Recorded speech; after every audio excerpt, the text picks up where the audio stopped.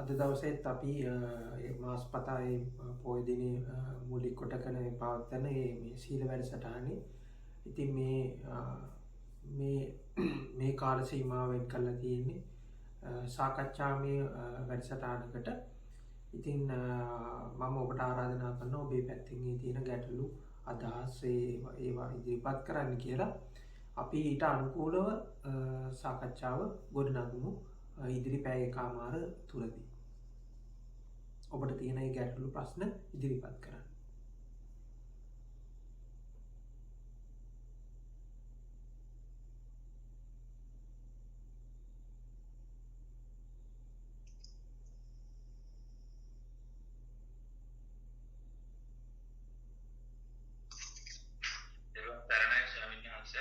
ඔව්. මම වෙලක්ලේ. ඔව් කියන්න. අවධානය පිළිබඳ අවධානය ඇති අවධානය ඇති මේ බැරෑරුම්කම පිළිබඳ වැඩිදුරට තේරුම් කරලා දෙන්න. නිරන්තරයෙන් අවධානයට යොමු වෙනවනේ අපි හැම දෙයකටම අවධානය යොමු කරනවනේ. ඔව්. ඒ යොමු කිරීම තුළ අවදානම් වෙන අවස්ථාව පිළිබඳ නිදෙන්නේ කොහොමද කියන එක. මෙහෙමයි දැන් අවධානය කියන එක සාමාන්‍ය දෙයක්. අවධානය කියන එකෙන් ඒ කියන්නේ අපි සාමාන්‍යයෙන් ගත්තොත් හැම මිනිසෙක්ම හැම වෙලාවකදීම ඕන හෝ දෙයකට අවධානය යොමු කරලා තමයි ඉන්නේ. එතකොට අවධානයෙන් අපිට මිදෙන්නත් තියෙන ඒ අවධානය කියන එකෙන් ඒ කියන්නේ එකෙන් අයින් වෙන්න කියන උවමනාව ඇතුළේ තියෙන ආයි තවත් අවධානයක්ම තමයි. ඒ කියන්නේ අපි යමකින් ගැලවිලා යන්න හදනවා ඒකයි නැත්නම් මේ අවධානය තුලින් අපි එකකින් ගැලවෙන්න හදන එකෙත් ඒකේ තියෙන අවධානයක්ම තමයි. එතකොට මේ අවධානය කියන එක පවතින එකක්. ගැටලුව එන්නේ අවධානය නෙමෙයි ගැටලුව තියෙන්නේ. ඒකට ඔබ ඕනකට වඩා බැඳිලා ඉන්න එක. ඒ කියන්නේ දැන් අපි මෙහෙම බොහොම සරල උදාහරණයක් ගමුකෝ. ඒ කියන්නේ දැන් ඔබ යමකට කැමති වෙනවා. ඉතින් ඔබ කැමති වෙලා ඔබ ඒකට අවධානය යොමු කරලා ඒකම බලාපොරොත්තු වෙමින් ඉන්නවා. හැබැයි ඒක ඔබට ලැබෙන්නේ. ඉතින් ඔබ ඒකට ඕනකට වඩා අවධානය යොමු කරලා හිටියොත් ඒක කැඩෙනකොට ඒක කැඩිලා මේ අලුත් එකක් එනකොට අලුත් එකක් ඉස්මතු වෙනකොට අලුත් දිශානතියකට යන ගමන් කරනකොට අන්න ඔබ දුකටපත් වෙනවා. ඉතින් අවධානය නෙමෙයි ගැටලුව තියෙන්නේ. අවධානයත් එක්ක තියෙන බැඳීමේ තමයි ගැටලුව තියෙන්නේ. ඉතින් ඒ බැඳීමෙන් දැන් අවධානය පවත්න්නේ මම කියලාවත් මේ එහෙම වෙනම කෙනෙක් අපිට මේ ස්ථිරවම දැනෙන්නේ නැහැනේ. අවධානය පවත්වන්න අවධානය පවත්වන්නේ මම කියලා මට එහෙම වෙනම දැනුමක් නැහැනේ. හරි. දැන් ඔය ප්‍රශ්නේ ටිකක් තාක්ෂණික ප්‍රශ්නයක්නේ. ඕක ඌට වඩා ඔබේ ජීවිතේ ඊට වඩා මේ කියන්නේ උදාහරණයක් අරගෙන ඕක කියන්න පුළුවන්ද?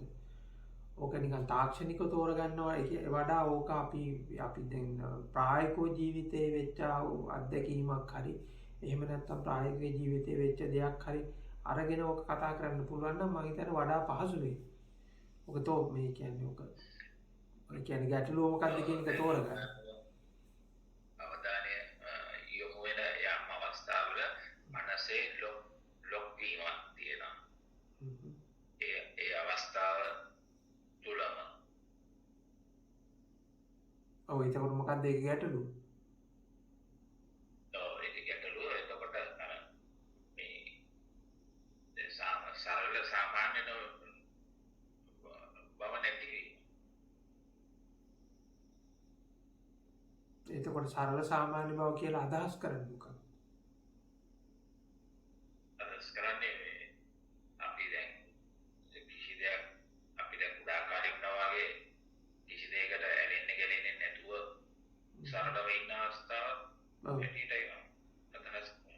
එතකොට දැන් ඔබ අවධානය යොමු කරලා තියෙන්නේ. තාම මම කියන්නේ ඔබ ඒකේ ප්‍රායෝගික උදාහරණයක් ඔබ තාම ගත්තේ නැහැ. එතකොට අපි හිතමු ඒක මං කියනකට වඩා ඔබේ ජීවිතෙන් එකක් අරන් කියනවනම් වඩා ලේසි. ඒ කියන්නේ ඔබ මේ එතකොට දැන් ඔබ බලන්න ඕනේ එහෙම දැන් ඔබ එහෙම අවධානයක් ගොඩ නැගුණේ කොහොමද? දැන් ඔබ මේ අවධානය කියන එකෙන් අදහස් වෙන්නේ යම් කිසි දෙයකට තියෙන ફોකස් එක. ඒ කියන්නේ අධික ફોකස් එක දන්නේ ඔබ එකෙන් අදහස් කරන්නේ. අධික ෆෝකස් එක. ඔව් ඒ කියන්නේ මොකක් හරි අපි කියන්නේ අර තදින්ම ඒක අල්ලගෙන ඉන්නවා, ඒක බලාපොරොත්තු වෙනවා, ඒකම පවත්වන්න යනවා කියන අන්න ඒ වගේ දෙයක්ද? ඔව්. හරි. එතකොට දැන් අපි දැන් ඔබයි කියන විදිහට ඔබ ළමා කාලයේදී උගත් දේවල් නිදහසේ ගලාගෙන ගියා. ජීවිතේ උගත් දේවල් නිදහසේ ගලාගෙන ගියා. හැබැයි දැන් එහෙම නිදහසේ ගලාගෙන යන්නේ දැන් උගත් තැන් වල රැඳෙනවා. ඒක පවතින. දැන් උදාහරණයක් විදිහට කුඩා කාලේදී කියන්නේ දැන් කුඩා කාලේදී ඔබ ඉන්න ඕනි තැන ගැන ඔබට බයක් ආවේ නැහැ. කියන්නේ දැන් මට හෙට මගේ ඉන්න තැන ප්‍රශ්නයක් වෙයිද දන්නේ නැහැ. ඒ කියන්නේ මට පදිංචි වෙලා ඉන්න තැන ප්‍රශ්නයක් වෙයිද දන්නේ නැහැ. එහෙම නැත්නම් මගේ ජීවිතේට අනතුරක් වෙයිද දන්නේ නැහැ. එහෙම නැත්නම් මගේ රැකියාවේ ස්ථිරතාවය පිළිබඳ ප්‍රශ්නයක් වෙයිද දන්නේ නැහැ. එහෙම ප්‍රශ්නයක් තිබුණේ නැහැ. දැන් ඒක ඔබට තියෙනවා. ඒ ගැටලුව, ඒ බය තියෙනවා. කියන්නේ රැකියාව මට අහිමි වෙයිද දන්නේ නැහැ. රැකියාව අහිමි වීම නිසා මට හිටින්න වාසස්ථානයක් නැති වෙයිද දන්නේ නැහැ. ඒ නිසා මට කන්න බොන්න හම්බෙන්නේ නැති වෙයිද දන්නේ නැහැ කියලා එහෙම බයක් තියෙනවා. ඉතින් එතකොට දැන් මෙතනදී ඒ බය කියන එක ගොඩනැගිච්ච එකේ ආපස්සට ගිහිල්ලා බලන්න. ඒ කොහොමද ඒ බය ගොඩනැගුණේ? කොතනින්ද ගොඩනැගුණේ? ඊළඟට දැන් ඔබ බය වෙච්ච පළියට දැන් මෙහෙම අපි දැන් අපි ඉස්සෙල්ලා ඔක ප්‍රායෝගිකව ගමුකෝ. ඉස්සෙල්ලාම දැන් අපි හිතමු මෙන්න මෙහෙම හිතන්නකෝ. මම පොඩි ප්‍රායෝගික උදාහරණයක් කියන්නම්කෝ. හිතන්න ඔබගේ මේ කියන්නේ ඔබට ලෝන් එකක් ගෙවන්න තියෙනවා කියලා හිතන්නකෝ. හරි. එතකොට ඔබ මාසේ 10 වෙනිදාට ඔබ ලෝන් එකේ ඉන්ස්ටෝල්මන්ට් එකක් ගෙවන්න ඕන. හරිද? එතකොට හැම මාසේ 10 වෙනිදාම මේවා කරන්න. එතකොට ඔබ මේ දැන් 10 වෙනිදා තමයි ඒක ගෙවන්න තියෙන්නේ. ඒ ලෝන් එකේ ඉන්ස්ටෝල්මන්ට් එක ගෙවන්න තියෙන්නේ. ඔබ එතකොට මුළු මාස පුරාම ඔබ දුක් වෙනවා. මේම තාම ලෝන් එකේ මෙච්චරක් තියෙනවනේ, තාම මෙච්චරක් මට ගෙවන්න තියෙනවනේ, මෙච්චරයි තාම ගෙවලා තියෙන්නේ කියලා ඔබ කලබල ඒ කියන්නේ ගැන දුක් වෙනවා. හරිද? දැන් එතකොට ඒ ලෝන් එක ගෙවන්න පුළුවන් වෙයිද දන්නේ නැහැ. හදිසියක් ඊට කලින් මට ජොබ් එක මගේ නැති වුණොත් අර ලෝන් එක ගෙවා ගන්න පුළුවන් වෙයිද දන්නේ නැහැ. මේ විදිහට ඔබ බය වෙනවා. ඒ ගැන කලබල වෙනවා. එතකොට දැන් අර අපි තුමු ලෝන් එකේ ඉන්ස්ටෝල්මන්ට් එක ගෙවන එක එන ලෝන් එක කවර් කරන එකයි අර ඔබ ඒක ගැන බය වෙන එකයි අතර සම්බන්ධයක් නැහැ. ඒ කියන්නේ ඔබ වැඩිපුර බය වුණා කියලා හරි ඒ ගැන වැඩිපුර දුක් වුණා කියලා හරි ලෝන් එක ගෙවෙන්නේ නැහැ. හරිද? ඒ කියන්නේ වැඩිපුර බය වුණා කියලා හරි ඒ ගැන හිතුවා කියලා හරි ලෝන් එක ගෙවෙන්නේ නැහැ. හරිද? ලෝන් එක ගෙවන්න හම්බෙන්නේ නැහැ ඔබට. ඒක අඩු වෙන්නේ නැහැ. ඒ amount එක අඩු වෙන්නේ නැහැ. හරිද? එතකොට එතනදී ඔබ ඉස්සෙල්ලා තෝරගන්න ඕනේ එකත් එතකොටදී ඔබගේ මේ කියන්නේ ශක්තිය අනවශ්‍ය විදියට නාස්ති කිරීමක් තමයි එතනදී වෙන්නේ. ඒ කියන්නේ ඔබගේ චින්තනයේ තියෙන ශක්තිය ඒ කියන්නේ හැකියාව ඒ ඔක්කොම අර කලබල වීම බය කියන එක එනවා. එතකොට මේ ඒක ලෙඩක්. ඒක ඇත්තටම ඒක ලෙඩක් කියලා මම අදහස් කරේ මේ අර මානසිකව හදාගන්න ලෙඩක් ඒක. එතකොට ඒකෙන් කිසිම උදව්වක් නැහැ ඔබේ ප්‍රශ්නෙට ගොඩ ඒම සඳහා කිසිම ආකාරයේ උදව්වක් එන්නේ නැහැ. ඒ කියන්නේ උදාහරණයක් විදිහට හෙට කණ්ඩ හම්බ වෙයිද කියලා දුක් වුණායි කියලා හෙට කණ්ඩ හම්බෙන්නේ නැහැ මොකුත්. ඒක දුක් වුණා හෝ ඒ කියන්නේ දුක් නොවි හිටියා කියලා. හරිද? එතකොට දැන් මේවා අපි මේ ඒ කියන්නේ ඔබ බලාපොරොත්තු වෙන දේ හරි මොකක් හරි ඔබට අවශ්‍ය දේ ලබා ගැනීම වෙනුවෙන් හරි ඒ වෙනුවෙන් ක්‍රියාත්මක වීම වෙනුවෙන් හරි අර ඒකට පරිබාහිරව තියෙන මේ බය ඒක එහෙම කරන්න පුළුවන් වේද දන්නේ කියලා ඒ හිතන ඒ කෑල්ල කිසි එකට උදව්වක් නැහැ. සමහරට ඒක ඔබ හිතන්නකො ඒක වෙනුවෙන් වෙන සැලසුමක් කරනවා, ඒකට ඔබ ප්ලෑන් එකක් ගහනවා. සමහරට ඒක උදව් වෙන්න පුළුවන්. හරිද? එතකොට දැන් අර ඉමෝෂනල් වෙලා අර තියෙන කෑල්ල කිසිම ප්‍රයෝජනයක් නැහැ. ඒකෙන් මුකුත් වෙන්නේ නැහැ. හරිද? ඉතින් ඉස්සෙල්ලා ඔබ ඒක වෙන් කරගන්න ඕනේ. දැන් මේ කියන්නේ ඒක බොහොම සරලව මෙහෙම ජීවිතේ මෙන්න මෙහෙම තෝරගන්න ඕනේ. ඉස්සෙල්ලා ඔබ තෝරගන්න ඕනේ ඔබේ ජීවිතේ මේ කියන්නේ බොහොම සරලව වෙන් කරගන්න ඕනේ ඔබ ඒ කරන වැඩපිළිවෙල. ඒ කියන්නේ ඔබගේ බය වීම හරි ඔබගේ කලබල වීම හරි ඒකෙන් එහෙම වුණයි කියලා දෙයක් වෙනස් කරන්න පුළුවන්ද? සහ ඒක නිකන් අනවශ්‍ය මේ ශක්තිය නාස්ති වීමක්ද? ඒක එක. දෙවෙනි එක ඔබගේ පාලනයේ පිට තියෙන දේවල් ගැන ඔබ කලබල වෙනවා. ඒ කියන්නේ දැන් ඔබගේ පාලනයෙන් පිට තියෙන දෙයක් යමක් තියෙනවා නම් ඒ ගැන ඇත්තටම කිසිසේත්ම කලබල වෙන්න ඕනේ නැහැ. ඒ කියන්නේ ඔබගේ පාලනයෙන් පිට දෙයක් තියෙන ගැන ඔබ අරක පළවෙනි එක. දෙවෙනි එක තමයි ඔබ ආයේ කලබල වෙනවා ඔබේ පාලනයෙන් පිට තියෙන දෙයක් පාලනයට ගන්න හදනවා. එතකොට පාලනයෙන් පිට තියෙන දෙයකට කොච්චර කලබල වුණත් එතනත් ඔබේ ශක්තිය එනර්ජි එක නාස්ති වෙන එක වෙන්නේ. හරිද? ඉතින් එතකොට මේ වැඩිපුර මේ අනවශ්‍ය විදියට නාස්ති කරන මේ ශක්තිය, අනවශ්‍ය විදියට නාස්ති කරන මේ එනර්ජි එක, මේ අනවශ්‍ය විදියට ඔබගේ බය වීම, කලබල වීම අයින් කරා නම් ඒක අයින් වුණා නම් ඔබගේ කියන්නේ මනස තව සංසුන් වෙනවා. එතකොට මේ මනස සංසුන් වෙනකොට ඔබට අර ප්‍රශ්නේ තව හොඳට ගැඹුරින් බලන්න, ඒ ප්‍රශ්නේ තව තේරුම් ගන්න, ඒ ප්‍රශ්නයට විසඳුම් එන්න පටන් ගන්නවා අර මනස සන්තුලිත වෙනකොට. හැබැයි අර මනස කලබල වෙලා බය කියන එක, කලබල වීම කියන එක ආවට පස්සේ ඒක අර විෂම චක්‍රයක් බවට පත් වෙනවා. ඒකෙන් අර ප්‍රශ්නෙට උදව්වක් හම්බෙන්නෙත් නැහැ. එතකොට මේ ප්‍රශ්නෙට උදව්වක් දෙන්න කියලා ඔබගේ තියෙන ශක්තිය, කාලය ඔක්කොම නාස්ති වෙලා ගිහිල්ලා එතකොට මේ ප්‍රශ්නේ තවත් ඔඩු දුවලා. තේරුණාද මම මේ කියන්න හදන්නේ? එහෙනම් ඉස්සෙල්ලාම අර ඒකේ තියෙන අර ඒකත් එක්ක තියෙන අර ඉමෝෂනල් කෑල්ල පොඩ්ඩක් අයින් කරගන්න. අර බය වීම කියන එක. එතකොට ඒක අයින් වුණා පස්සේ අර මනස කියන එක බොහොම නිදහස් වෙලා ඔබට මේ විසඳුම් ටික පේන්න පටන් ගන්නවා. පැහැදිලිද මම මේ කියන්න හදන්නේ? අන්න එතකොට එතකොට මේ ඒක හරහා ඔබගේ ප්‍රශ්නවල තියෙන තීව්‍රතාවය අඩු වෙන්න පටන් ගන්නවා.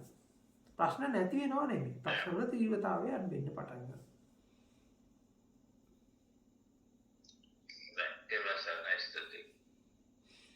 අවසරයි ස්වාමීන් වහන්සේ. ස්වාමීන් වහන්සේ මට පොඩි ගැටලුවක් තියෙනවා. ස්වාමීන් වහන්සේ දැන් විවිධ භාවනා ක්‍රම දැන් මතනම් භාවිතා වෙනවා. ඒතකොට බුද්ධ භාවනා ක්‍රමවල මේ සරලව අදහස් කරන්නේ මනසේ මායාකාරී ස්වභාවය. දැන් උදාහරණයක් විදිහට ආනාපානසති භාවනාව ගත්තොත් සමථ භාවනාවක් විදිහට මනසේ මායාකාරී ස්වභාවය උපක්‍රමශීලීව අල්ලා ගන්න, උපක්‍රමශීලීව දකින්න කරන පෙරහුරුවක් නේද වගේ නේද ස්වාමීන් වහන්සේ? එතනදී අපි තෝරගන්න ඕන කාරණා තියෙනවා. දැන් විවිධාකාර අය භාවනා කරන්නේ විවිධාකාර අරමුණු වෙනුවෙන්. දැන් සමහර කෙනෙක් දැන් අපි ඔය ආනාපානසති භාවනාවම ගමුකෝ. ඒක පරිප්‍රසිද්ධ භාවනාවක්නේ. එතකොට මේ අපි හුස්මත් එක්ක කරන මේ භාවනාව. එතකොට එක්කෙනෙක් ඒක කරන්නේ තමන්ගේ එදිනෙදා දවසේ තියෙන පීඩනය, එහෙම නැත්නම් අපි කියමු තමන්ගේ ලයිෆ් එකේ තියෙන පීඩන, ස්ට්‍රෙස් එක අඩු කරන ක්‍රමවේදයක් විදිහට. ඒකෙන් පොඩ්ඩක් අයින් වෙන ක්‍රමවේදයක් විදිහට. තව කෙනෙක් තමන්ගේ අධ්‍යාපන කටයුතු හරි තමන්ගේ අර ફોකස් එක වැඩි කරගන්න කියලා හිතලා තව කෙනෙක් ඒක පාවිච්චි කරනවා වෙන්න පුළුවන්. එතකොට තව කෙනෙක් නිවන් දකින්නවා කියන අරමුණ. එතකොට මේ ආනාපාන සතියෙන් වෙන්නේ මොකද්ද කියලා දන්නේ නැහැ. ඒකෙන් අර මේ සිහිය දියුණු වෙනවා කියලා ඒ සිහිය දියුණු කරගන්න, ඒ සිහිය දියුණු කරගත්තාම මේක නිවනට උපනිශ්‍රය වෙනවා කියලා. එතකොට සිහිය වර්ධනය කරගැනීමේ මේ සිහිය වර්ධනය කරගැනීමේ උමනාවේ ඒක කරනවා වෙන්න පුළුවන්. එතකොට තව කෙනෙක් එහෙම කිසිම අදහසකුත් ඇත්තේ නැහැ මොකද්ද මේ වෙන්නේ කියලා. එතකොට අහලා තියෙනවා මේ නිවන කියලා එකක් තියෙනවා කොහොම හරි කරලා මේ නිවන් දකින්න ඕනේ. ඒකට නිවන් දකින්න කියම කොහොමද නිවන් දකින්න කියලා දන්නේ නැහැ. එතකොට නිවන් දකින්න මෙහෙම භාවනාව ක්‍රමයක් තියෙනවා කියලා දන්නවා. එතකොට ඒක කරනවා. ඒක කරන්න මොනවද කියලා මොකද්ද දන්නේ නැහැ. ඉතින් එහෙම කරන පිරිසකුත් ඉන්නවා. ඉතින් දැන් ඔබ ඔය කියන එකත් එකක්. ඉතින් ඒකෙනුත් මම ඒ කියන්නේ තෝරගන්න බෑ කියලා කියන්නේ නෑ. එතකොට ඒකෙන් ඇත්තටම ඔබට මේ දැනීම කියන්නේ දැනීම කොහොමද එන්නේ? ඒ හුස්මත් එක්ක දැනීම කොහොමද එන්නේ? එතකොට ඒ දැනීම පිළිබඳව තියෙන ඒ වේදනාව එහෙම නැත්නම් ඒකේ ස්වභාවය ඔබ දැනගත්තාන් පස්සේ ඒ ස්වභාවය හරහා යම්කිසි අවබෝධයක් ගන්න පුළුවන්. එතකොට ඒක තව ක්‍රමයක්. සමාවෙන් ස්වාමීන් වහන්සේ පොඩි දත එකතු කරන්න මට මේ කල්පනා කරනකොට මට හිතෙච්ච දෙයක් මම කල්පනා කරලා බැලුවම දැන් අපි හිතමු දැන් අර ගස්වල ස්වභාව දහමේ මේ විවිධ වූ ස්වභාවයන්ගේ තියෙන මේ එකතු වෙච්ච මේ දාමේ මේ තියෙන ගස්වල අර කාබන් ඩයොක්සයිඩ් අරගෙන ඔක්සිජන් පිට කරනවා වගේ දැන් මේ අපේ භෞතික ශරීරය ගත්තාම මේක ඔක්සිජන් අරගෙන මේ කාබන් ඩයොක්සයිඩ් පිට කරනවානේ. එතකොට මම මේ ස්වභාවදාමී පාඩයක් විදිහට මම හිතුවාම මම කල්පනා කළා බලන්න මට හිතුණා එකපාරම මේක මම අර වාතයේ කාබන් ඩයොක්සයිඩ් අරගෙන ඔක්සිජන් පිට කරන ගහ දිහා බලන් ඉන්නවා වගේම ස්වභාවදාමී පාඩයක් දිහා මම ස්වභාවදාමී සංසිද්ධිය දිහා නේද මම මේ මොහොතේ සිහිය යොදවගෙන බලාගෙන ඉන්නේ කියන එක. එතකොට කාරණා දෙකක් මට එතන වෙනවා කියලා මට නිකන් මට හැඟුණා. මොකද ඒක වාසිය නිවැරදි කර හැකි. එතකොට මට එකක් තමයි හැඟුණේ මේ භෞතික මේකත් ස්වභාවදාමී කොටසක් මේක වාතයේ දැන් මේ ඔක්සිජන් මේ වාතයේ ඔක්සිජන් අරගෙන මේ කාබන් ඩයොක්සයිඩ් පිට කරන. ඒ වගේම මේක මේ මොහොතේ සිදුවෙන ක්‍රියාවලියක් නිසා මම මේ මොහොතේ මෙතනින් මම මේ මොහොත ගැන මම අවධානය යොමු කරනවා. ඒතර වෙදින්ම අනාගතයේ ඊතිරවත් යන්නේ ඒක තව කොට එක පැත්තකින් තව පැත්තකින් හිතුණා. තවත් පැත්තකින් මට කල්පනා කරනකොට හිතුණා සාමාන්‍යයෙන් මේ මෙතනදී මට එන මේ සුලං රැල්ල මට ස්පර්ශ වීමෙන් එන අරමුණේ ඇත්තටම ලෝභයකුත් ද්වේෂයකුත් මෝහයකුත් නැති අරමුණක් නිසා මේ කිසිම ඇලීමක් ගැටීමක් නැති අරමුණක් නිසා මේක මේ මෙතනදී මගේ අර ප්‍රධාන ඇලෙන ගැටෙන සිද්ධාරාව මොහොතකට නතර වෙලා මට එතනින් එහා අනිකුත් ඩයිමෙන්ෂන් විවෘත වෙන්න පටන් ගන්නවා නේද මේ භාවනා තුළ කියලා. වාසේ මට එහෙම හිතනවා වාසේ ඒක නිවැරදිවම තියනද නෑ දැන් එතකොට දැන් ඔබ හුස්ම රැල්ල අල්ලලා ඔබ අදහස් කීපයක් අරන් තියෙනවනේ. ඒක සබාදාමට එකතු වෙන එකක් ගැන ඊළඟට මේ වෙනම ඩයිමෙන්ෂන් වලට යන එකක් ගැන. එතකොට දැන් ඒ හුස්ම රැල්ල නොවන විවිධාකාර අදහස් ටිකක් පහළ වෙලා තියෙනවා නේද? එහෙමයි. ඔව් එතකොට අර හුස්ම රැල්ල නොවන වෙනම අදහස් ටිකක් පහළ වෙලා තියෙනවානේ. එතකොට ඒ අදහස් කියන්නේ ඔබට එක වෙලාවක තිබ්බ අදහස නෙමෙයි තව වෙලාවක ඇවිල්ලා තියෙන්නේ. ඊළඟට ඔබ තව අදහසක් ඇවිල්ලා තියෙනවා. පැහැදිලිද මම මේ කියන්න හදන්නේ? එතකොට හුස්ම රැල්ල නොවන ඔබට අදහස් ගොඩක් ඇවිල්ලා තියෙනවා. එතකොට ඒ අදහස් වල විවිධත්වයක් තියෙනවා. ඒ අදහස් වල ඔබ එක වෙලාවක හිතන් ඉන්න අදහස් නෙමෙයි ඊළඟට ආවිල්ලා තියෙන අදහස. ඊළඟට ඇවිල්ලා තියෙන තව අදහසක්. ඊළඟට ඒ කිසිම අදහසක් අර හුස්ම රැල්ලත් එක්ක කිසි සම්බන්ධයක් ඇත්තෙත් නැහැ. පැහැදිලිද මම මේ කියන්නේ? ඔව්. ස්වාමීන් වහන්සේ එතකොට ස්වාමීන් වහන්සේ මේ මට අතුරු ප්‍රශ්නයක් තියෙනවා ඒත් එක්කම අහන්න.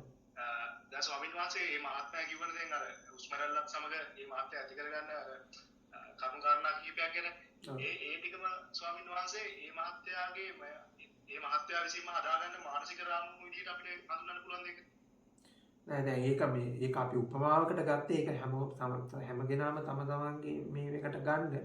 ඒ කියන්නේ දැන් අපි ඕක තව කියන්නේ අපි හුස්ම රැල්ල නැතුව අපි වෙන එකක් අරගමුකෝ. හරි අපි හිතමු මේ අපි හිතමු පුද්ගලයෙක් දකින්නවා කියලා. ඒ පුද්ගලයෙක්ගේ රූපයක් දකින්නවා කියලා. ඒක පුද්ගලයෙක්ගේ රූපය දකින්නකොට අපි ගන්නවා මෙයා හොඳ ඇති, මෙයා පොහොසත් ඇති, මෙයා උගත් ඇති කියලා අපි අර අරක දිහා බල අර පුද්ගලයා අපි ඒ පුද්ගලයා ගැන ඇසුරු නොකර අපි පුද්ගලයා ගැන විවිධාකාර මේ අදහස් හදා ගන්නවා හිතේ. පැහැදිලිද? අපි හිතමුට ඔබට අලුතෙන්ම කවුරු හරි ආවා කියලා. එතකොට ඔබ දුරින් එයා දකින්නේ. ඒ පුද්ගලයා දුරින් දකින්නේ. එතකොට ඔබ එයා ඇඳන් ඉන්න ඇඳුම් ගැන සම්බන්ධ කරගෙන එයාගේ වෙන හැසිරීම් රටා හරි මොන හරි සම්බන්ධ කරගෙන මෙයා මෙහෙම එයාත් එක්ක ආපු අනිත් අයත් එක්කත් අරගෙන ඔබ එක එක විදිහේ ජජ්මන්ට් ගන්නවා. එක එක විදිහේ ඔබ අදහස් මවා ගන්නවා. හරිද? ඒ මවා ගන්න අදහස් අවසානයේදී ඔක්කොම වැරදි නේද ඇත්තටම? එයා ගන්න අදහස්. එතකොට ඒ වගේම තමයි දැන් මෙතනදී දැන් ඔබ හුස්ම රැල්ල කියලා අරගෙන ඒකට වෙන විවිධාකාර අදහස් ගන්නවා. විවිධාකාර අදහස් මවා ගන්නවා. එතකොට දැන් ඔබ බලන්න ඕනේ දැන් හුස්ම රැල්ල දිහාට වඩා ඔබ මේ එක එක විදිහට මේ ඔබ එක එක ඔබගේ perceptions හැදෙන විදිහ සහ එක එක විදිහට මේ judgment හදෙන විදිහ අන්න ඒක තමයි ඔබ දකින්න ඕනේ. සමනස ඇත්ත වශයෙන්ම ආනාපානසති භාවනාව තුළ මේ සමහරවිට නිකන් ප්‍රාථමික ප්‍රශ්නයක් වෙන්න ඇති. මේ අපේ එතකොට එකම අරමුණ තියෙන්නේ මේ සිත එක අරමුණේ පිහිටවීමමද නැත්නම් ඒක නෑ ඒකයි මම කිව්වේ දැන් මේක විවිධාකාර තැන් වලට ගෙනියනවා කියලා. එතකොට සිත එක අරමුණක තියෙන එක ඒ ફોකස් එක කියන එක සිත එක අරමුණකට ගන්නවයි කියන එක පිරිසගේ එකගේ උවමනාවක්. එතකොට දැන් ඔබ හිත එක අරමුණකට යමකට ගත්ත පළියට ඒ තුලින් ඔබට මේ කියන්නේ අවබෝධයක් නොලැබෙනවාම නෙමෙයි. මේක හොඳ උපමාවක් මම කියන්නම්. උපමාවක් ඒ කියන්නේ මේ උපමාවක් නෙමෙයි මේක ඇත්තටම මේ වෙච්ච කතාවක්. එක්තරා ස්වාමීන් වහන්සේ නම. ඉතින් උන්වහන්සේ අවුරුදු 5ක් විතර එක දිගට භාවනා කරලා. ඉතින් භාවනා කරලා ඊට පස්සේ දැන් ඔබ ඔය කියන විදිහට අර ફોකස් එක ගන්න. හරිද? ફોකස් එක ගන්න. ඊට පස්සේ මේ අවුරුදු 5ම අසාර්ථකයි. ફોකස් එක ගන්න බෑ. හරිද? අවුරුදු 5ම අසාර්ථකයි. ඊට පස්සේ ඒ ස්වාමීන් වහන්සේ මට ඇවිල්ලා කිව්වා හැබැයි ඒ අවුරුදු 5 ඉවර වෙනකොට මට ලොකු අවබෝධයක් ආවා කියලා.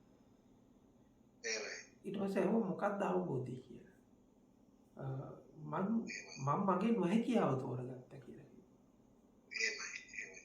තේරුණාද මම මේ කියන්න හදන්නේ?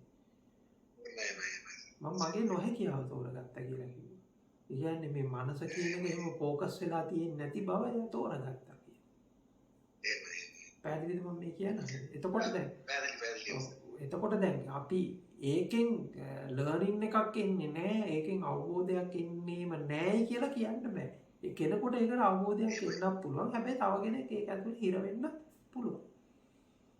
මට සාමාන්‍යයෙන් මට වෙලාවකට විතර මෙහෙම මට මේකත් සම්පූර්ණයක් වෙන්නේ නැති. දැන් මම කල්පනා කරනවා මේක රයිට් මේක දැන් ફોකස් මේ කරනකොට මට සිත යම් එකඟතාවයක් ඇති වෙනවා. ලරම බයපාගේ භාවනා කරන එක වෙනවා.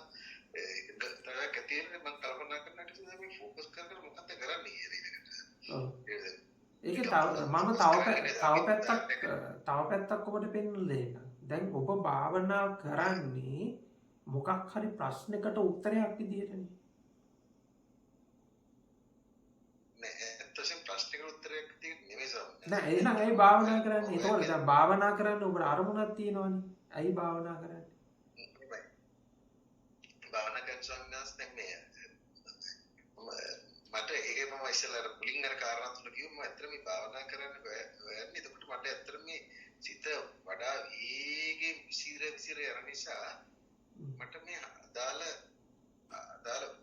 කරුණු වලට ફોકસ කරාම මේක ඩීටේල් කරගන්න හැකියාවක් නැතුව ඇති කියලා මට නිකන් හිතෙනවා. මම හිතනවා මේ මම මේ ફોકસ වුණා පස්සේ මට ට්‍රැක් කරලා මේ වෙන හරි දැන් ඔබ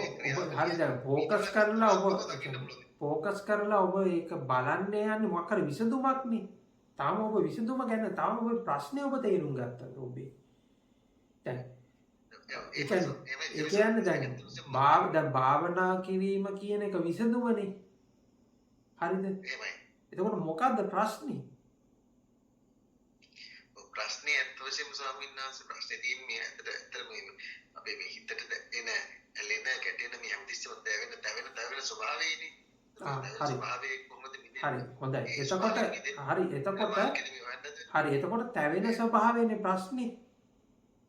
එහෙමයි ස්වාමීන් වහන්සේ. ඒකට තැවෙන ස්වභාවය තමයි ප්‍රශ්නේ. එතකොට අපි හුස්ම රැල්ල දිහා කරලා ફોකස් එකක් ගන්න හදන එක හරි. ඒකෙන් විසඳුමක් හොයන එක හරි. ඒක භාවනාව කියන එක විසඳුම. හරිද? එහෙමයි. මම ඔබට තව ආරාධනා කරනවා මෙහෙම එකක්. හරිද? දැන් ඔබ කරන වැඩේ මම එකපාරයි කියන්නේ නවත්තන්න කියනවා වගේ නෙමෙයි.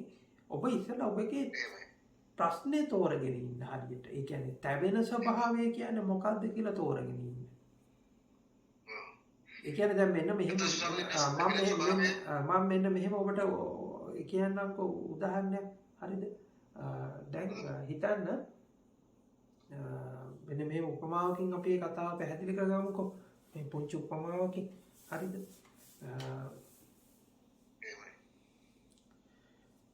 හිතන්න ඔබ අඳුරේ යනවා කොහේ හරි ගමනක් යනවා. හරි? අර අඳුරේ කොහේ හරි ගමනක් යනකොට කකුල වදිනවා. ඒ කියන්නේ මේ තැන්වල වදිනවා. වැදිලා රිදෙනවා. තුවාල වෙනවා. හරිද? ඊට පස්සේ ඔබ මොකද කරන්නේ? ආලෝකයේ ඇති තැනකට ඇවිල්ලා දැස් පියාගෙන අර අඳුරේ ගිහිල්ලා අතපය හැප්පිලා මේ වෙලා තුවාල වෙලා මේ වෙච්ච එක අත මිදෙන්න අර ආලෝකයේ ඇති තැනකට වෙලා ඇස් දෙක පියාගෙන ඔබ හුස්ම රැල්ල දිහා බලාගෙන ඉන්නවා. පැහැදිලිද මම මේ කියන්න හදන්නේ? ඇයි දැන් ඔබ මේ ආලෝකයේ ඇති තැනකට ඇවිල්ලා මේ හුස්ම රැල්ල දිහා බලාගෙන ඉන්නේ ඇයි කියලා අහුවන් පස්සේ ඔබ කියනවා නෑ මං අර අඳුර තියෙන තැනට ගියාම මේ කකුල හැප්පිලා තුවාල වෙනවා. හරි. තේරුණාද මම මේ කියන්නේ? එතකොට ඇත්තටම ඔබ ප්‍රශ්නේ තේරුම් ගන්න කියලා මම කියන්නේ ඇත්තටම ඔබ අර අඳුරේ තියෙන තැනදී කකුල හැප්පෙන්න විදිය හරි අඳුර තියෙන ඇතුලේ තියෙන අඳුර මොකක්ද කියන එකයි තෝරගන්න ඕනේ. ඒ කියන්නේ ප්‍රශ්නේ හරියට තෝරගෙන ඉන්න ඕනේ විසඳුමට කලබල වෙලා පනින්න කලින්.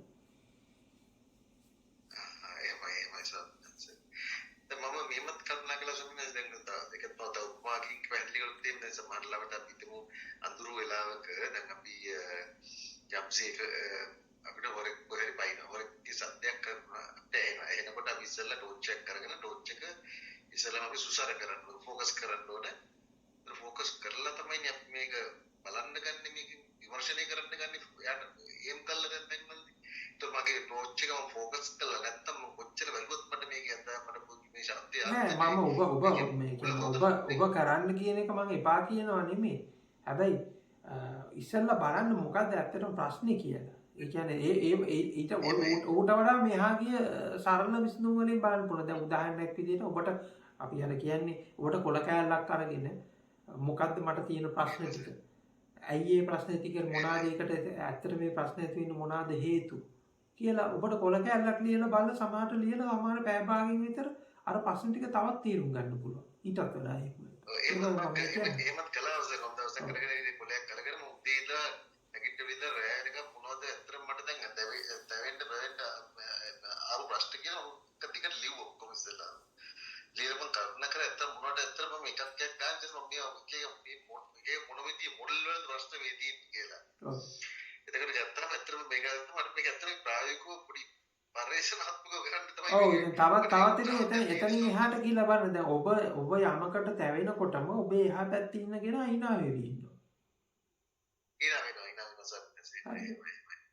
දැන් ඔබේ සිටුේෂන් එකම හොත් ඉන්නේ.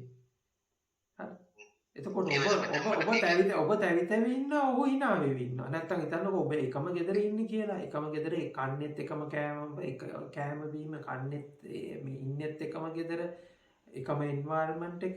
හැබැයි ගෙදර ඉන්නේ එක්කෙනෙක් බොහොම සතුටින් ඉන්නවා එක්කෙනෙක් බොහොම තැවි ඉන්නවා. එහෙම නැත්නම් අපි ඔෆිස් එන්වයරන්මන්ට් එක ගමුකෝ. ඔෆිස් එන්වයරන්මන්ට් එකේ 20 30ක් ඉන්නවා. තව කෙනෙක් ඔබටත් වඩා රිෆ්‍රෙෂ් වෙලා තව කෙනෙක් ඒ හැමෝගේ වර්ක් ලෝඩ් එක බැලුවහම එහෙම ලොකු වෙනසක් එහෙම පේන්නත් නැහැ. හැබැයි කෙනෙක් බොහොම එනර්ජෙටික් විදියට ඉන්නවා. කෙනෙක් බොහොම සතුටින් hina වෙලා ඉන්නවා. කෙනෙක් ડિප්‍රෙස් වෙලා ඉන්නවා. හරිද? එතකොට ඔබ බලන්න ඕනේ එතකොට මේ ප්‍රශ්නේ තියෙන මේ සාපේක්ෂත්වයක් පොඩ්ඩක් බලන්න ඕනේ. එතකොට දැන් ඔය ඔක්කොම සම්පූර්ණ අවබෝධයකින් තමයි යන්න ඕනේ. ඉතින් මෙතනදී අර මේ දැන් ඔබේ ફોකස් එක වැඩි කරගන්න කියලා ඔක කරාට කමන්නේ. හැබැයි ප්‍රශ්නේ තව තේරුම් ගන්න කියලා මම කියන්නේ. ඒ කියන්නේ සමහර වෙලාවට බොහෝ අයගේ භාවනා ක්‍රම හරියට මේ වගේ. ඒ කියන්නේ ඔබ අහලා ඇති මෙහෙම කතාවක්. ඒ කියන්නේ මිනිස්සේ ගමනක් යනකොට පේනවලු රාත්‍රී ගමනක් යනකොට පේනවලු අර ලයිට් කණුවක් ළඟ මේ දැන් අර ඉස්සර තිබුණේ අර මේ ලංකාවේ පාරවල් වල මේ ඈතින් ලයිට් කණු තිබුණේ. එතකොට ලයිට් කණුවක් තියෙනවා, එතන එළිය තියෙනවා, ඊට පස්සේ ටිකක් අඳුරු ප්‍රදේශයක් තියෙනවා, ඊළඟට ආයි ලයිට් කණුවක් තියෙනවා. එහෙම තමයි තිබ්බේ. හරිද? එතකොට වෙනකොට මේ මිනිස්සෙක් ලයිට් කණුවගේ ලයිට් එළිය හොඳට තියෙන තැනක මිනිස්සෙක් බිම දාගෙන පෙරලි හොයනවා යම. හරිද? ඊට පස්සේ මොකද්ද කියලා ඇහුවලු. ඔයා මොකද කරන්නේ කියලා ඇහුවලු. ඊට පස්සේ කිව්වලු මගේ යතුරු වැටුණා මම ඒක හොයනවා. ඊට පස්සේ ඉතින් දැන් පවුලේ මේ මිනිස්සු ගෙදර යතුරු වැටිලානේ. ඊට පස්සේ අර මිනිස්සයත් ඉතින් එකතු වෙලා දැන් කොහොමද පැයක් විතර තවත් මහන්සිලා හෙව්වලු. ඊට පස්සේ හොයලා ඒක හොයාගන්න බැරි වුණාලු. ඊට පස්සේ ඇහුවලු ඔබට විශ්වාසද මෙතන යතුරු වැටුණා කියලා. එතකොට කිව්වලු නෑ මෙතන නෙමෙයි යතුරු වැටුනේ. අර අතන අර එහා පැත්තේ යතුරු වැටුනේ. එතන අඳුරුයි. ඒ හින්දා මම මෙතනට ඇවිල්ලා හොයන්න පටන් ගත්තා. තේරුණාද? එතකොට දැන් අපි සමහර වෙලාවට මේ ප්‍රශ්න වලට විසඳුම් හොයන්නේ හරියට ඔය වගේ. දැන් සමහර වෙලාවට අපි භාවනාව කියලා හරි අපි මේ ප්‍රශ්න වලට විසඳුම් හොයන්නේ ওই විදිහට හරියට ප්‍රශ්නේ හරියට තෝරගන්නේ නැතුව. ඉතින් අර අපි මේ හැටි ඉස්සලා පොඩක් අතපත ගාලා ඒක හෙව්වනම් ඇත්තටම මේ කියන්නේ ප්‍රශ්නේ හරියට තෝරගත්තා නම් ඒ ප්‍රශ්නේ තෝරගත්ත තැනට ආලෝකය වැටෙනවා. ඉතින් අපි ඒ කියන්නේ අර ඒකයි මම ඔබෙන් ඇහුවේ මේක මේ එක එක්කෙනා භාවනා කරන්නේ එක එක අදහස් වලින් කියලා. ඉතින් අපි හැම වෙලාවෙදීම අපිට අවශ්‍යතාවය කියන්නේ විසඳුමේ මාර්ගයට යන්න කලින් විසඳුමක් අවශ්‍යතාවය හදාගන්න කලින් අපි ප්‍රශ්නය හොඳව නිවැරදිව අධ්‍යයනය කළ යුතුයි. එහෙමයි. අතන මට සබෝවාසික කිව්වේ ඉතා පැහැදිලි ස්වාමීන් වහන්සේ. මොකද ඇත්තටම අපේ මේ සිතුවිල්ලේ මොකද මේ මොහොතේ ඇති වෙන මේ සාපේක්ෂතාවය මත හදාගන්න මේ මායාකාරී ස්වභාවයේ මත වැදුනට මම දැන් ඇත්තටම මම මේ බැලුවේ හැමදාම මේ භාවනාවේ කොහෙන්ද වැඩි කියලා ඇත්තටම භාවනාවේ මේකට ලොකු උපකාරයක් තියෙනවද කියන එක. මොකද මේ ඇත්තටම භාවනා ආරම්භ මොකද්ද ගන්න හදන උපකාරය කියන එක. ඉතින් ඇත්තට මේකේ තියෙන මේ අපේ සිත මායාකාරීව මේ එන රැවටීම ගැන මේ සාපේක්ෂතාව මත සිදුවන ඒක ගැන මට අවබෝධයක් තියෙනවා සම්පූර්ණයෙන්. ඇත්තටම මේ භාවනාව කරා මොකද්ද මේ කරන්නේ කියන එකයි මම මට හොයන්න ඕන කරේ සම්පූර්ණයෙන්. ඒක අරහා මේකට උපකාරයක් තියෙනවද? ඇත්තටම නැත්නම් ඇත්තටම මොන පදනම් කරගෙනද මේ අවතරයක් මේක ඔස්සේ දුවන්නේ? මොකද බුදුරජාණන් වහන්සේ සතර සතිපට්ඨාන සූත්‍රය අරගෙන බලුවොත් ඒක කියලා තියෙනවා මෙතනලා පටන් අරගෙන මුලින් ඉඳලා පටන් අරගෙන අනාපානසතියෙන් පටන් අරගෙන සියලු ක්‍රම ඔස්සේ පියවර ගන්නවා ඔස්සේ කියලා තියෙනවා. ඉතින් මේක මම දැන් ලිඛිත ලේඛනයක්ද නැත්නම් එතන පොතේ ඉන්න මොකක්ද මේකේ තියෙන මේ පටලවිල්ල ලියා ගන්න තමයි මම උත්සාහ කළේ. නෑ ඒකට ඔබගේ ඒ ප්‍රශ්නෙට උත්තර දීලා මම ඒක අවසන් කරන්නම්. එතකොට තව කෙනෙකුට අවස්ථාව දෙන ඊළඟ ප්‍රශ්නේ අහන්න. ඒ කියන්නේ දැන් ඔබ ගත්තොත් සූත්‍ර පිටකේ විවිධාකාර සූත්‍ර තියෙනවා. කච්චායනගොත්ත සූත්‍රයේ එක විදිහකට විග්‍රහයක් තියෙනවා. කච්චායනගොත්තට සතර සතිපට්ඨාන සූත්‍රයේ දේශනා කළා නැහැනේ. ඊළඟට අචේල කස්සපාවම අචේල කස්සපට වෙනම විදිහකට විස්තර කරලා තියෙනවා. ඉතින් රාහුල හාමුදුරන්ට වෙනම විදිහකට, සරියුත් හාමුදුරන්ට වෙනම විදිහකට, මුගලන් හාමුදුරන්ට වෙනම විදිහකට. ඔය ඔක්කොම කියන්නේ එකම මග කියන්නේ ඕකනම් එනං හැමෝටම ඒ සූත්‍රය පමණක් දේශනා කළ යුතුයි. එතකොට අපි තෝරගන්න ඕනේ පුද්ගලයාගේ චරිත ස්වභාවය. ඒ පුද්ගලයාගේ ඒ කියන්නේ අපි කියන්නේ ඒගොල්ලන්ගේ බෑග්ග්‍රවුන්ඩ් එක, එයාගේ සංස්කෘතික පසුබිම, එයාගේ මානසික ස්වභාවය මේ ඔක්කොම මත පදනම් වෙලා තමයි මේ කියන්නේ විසඳුමකට යන්න ඕනේ. කියන්නේ මේ මාර්ගය කියන එක තෝරගන්න ඕනේ. දැන් උදාහරණයක් විදියට ඔබට ඕනේ වෙනවා කාට හරි ගණිතය උගන්වන්න. ඉතින් ගණිතය උගන්වන්න ඕනේ වුණාන් පස්සේ ළමයා ඉන්නේ මොන්ටිසෝරියේ නම් ඔබගේ අප්‍රෝච් එක වෙනස්. ළමයා ඉන්නේ 5 වසර නම් grade 5 වල නම් ඔබේ අප්‍රෝච් එක වෙනස්. ළමයා ඉන්නේ grade 10 නම් ඔබේ අප්‍රෝච් එක වෙනස්. එතකොට සමහර ඒ උගක් වැඩි හිටියෙක් කියලා අපි හිතමුකෝ එයා අවුරුදු 40ක 60ක විතර කෙනෙක් කියලා. එතකොට ඔබේ අප්‍රෝච් එක වෙනස්. ඔබ මේක සබ්ජෙක්ට් එක එකයි කියලා හැමෝටම එකම අප්‍රෝච් එක දාන්න ගියොත් ඒක හරියන්නේ නැහැ. ඒක ගැලපෙන්නේ නැහැ. ඉතින් එතකොට එහෙම එකක් නෙමෙයි තියෙන්නේ. මේ බුද්ධ ආගම කියන්නේ එහෙම එකක් නෙමෙයි. මේක මේ හැමෝටම ගැලපෙන හැමෝටම තියෙන එකක් නෙමෙයි. හැම එක එක්කිනා ඉන්නේ එක එක පදනම මත එතන ඉඳන් හිමීට එන එකක් තමයි තියෙන්නේ. එතකොට දැන් ඔබ කියන්නේ දැන් ඔබ ඉන්න තැන තමයි ඒක පටන් ගන්න ඕනේ. ඒකට පහසු වෙනවා ඔබගේ ප්‍රශ්නේ ඔබ තෝරගත්තොත්. මොකද්ද ඇයි මම මේ නිවන් දකින්න නිවනක් කියලා එකක් හරි මොකක් හරි හොයාගෙන යන්නේ. හරිද? එතකොට නිවන හොයාගෙන යන්න කලින් නිවන හොයන්න හේතු වෙච්ච කාරණේ මොකක්ද කියලා ඇත්තටම ඒක ගැන හොයා ගන්න ඕනේ. ඉතින් ඒක එහෙම කියලා අපි එහෙනම් අපි තව කෙනෙකුට අවස්ථාව දෙමු නේද? ස්වාමීන් වහන්සේ ඔව් කියන්න. ස්වාමීන් වහන්සේ ඔව් මට තියෙන ගැටලුව තමයි ස්වාමීන් වහන්සේ හිත පෙන්නන ඒවා මායාවක් පස්සෙන් අපි ඇයි හැමතිස්සෙම ගමන් කරන්නේ? ඒක වෙනුවෙන්ම සමහර අවස්ථාවල බණ අහුවට පස්සේ කියලා දෙනවා ඒක මායාවක් කියලා. ඒත් අපි හැම මොහොතෙම ඒ මායාව පස්සෙම යනවා. කිල්ල මේ එතන හිස් තැනක වගේ නතර වෙනවා හැමදාම. කන්ටිනියු වෙවි ජීවිතය යනවා වගේ තේරෙනවා හඳුනන්නේ. හරි. දැන් මම උපමාවක් කියන්නම්. දැන් මෙහෙම හිතන්නකෝ. ඔබ දැන් මේ දෙපාර්ශ්වයටම ගැලපෙන අය ඔබ දැකලා ඉතින් අපි කවුරු හරි වාහනයක් ගන්නවා. අලුත් වාහනයක් ගන්නවා. හරි. ඔබ දැකලා ඉතින් සමහරක් අය මේ වාහනේ ගන්නවා මේක උදේටත් හොදනවා දවල්ටත් හොදනවා හවසටත් හොදනවා ගමනක් ගිහිල්ලා පස්සේ මේවා කරනවා. ඉතින් ගමනක් වුණත් වැඩිපුර යන්න කැමති නැහැ. කවුරුත් පොඩි ළමෙක් මේක අල්ලනවට කැමති නැහැ. මේක මේවා කරනවට කැමති නැහැ. ඊළඟට බඩුවක් දාගෙන ඉන්න ගියන් පස්සේ ඒකෙන් සීට් ටික සවුත් වෙයි වාහනේ සවුත් වෙයි කියලා එහෙම දාගෙන ඉන්නේ නැහැ. එතකොට දැන් මේ පුද්ගලයා ඔහුගේ කාලය අතිශය ප්‍රමාණයක් නාස්ති කරනවා අර වාහනේ කියන්නේ මේවා කරන්න. එතකොට හැබැයි මේ වාහනයක් ගැනීම ඔහුගේ බලාපොරොත්තු ඔහු කරන්නේ දැන් උදාහරණයක් විදිහට ඔහුට දුර ගමනක් යන්න තියෙනවා. එතකොට හිතනවා මේ ටයර් එක ගෙවෙයිද ටයර් ටික ගෙවෙයිද දන්නේ නැහැ. මේ දුර ගමන ගියන් පස්සේ මේකෙන් මේ දූවිල්ල තියෙන පැත්තට ගියන් පස්සේ මේක මේ වාහනේට ඩැමේජ් වෙයිද දන්නේ නැහැ. ඉතින් එහෙම කියලා අර වාහනේ ප්‍රදර්ශන භාණ්ඩයක් විදිහට තියාගෙන අර වාහනේ වහලෙක් විදිහට ඔය වාහනේ කටයුතු ටික කර ගන්නවා. හැබැයි වාහනේ ගන්න ඕනේ වැඩ ටික ගන්නෙ නැහැ. ඉතින් තව කෙනෙක් ඉන්නවා මෙහෙම.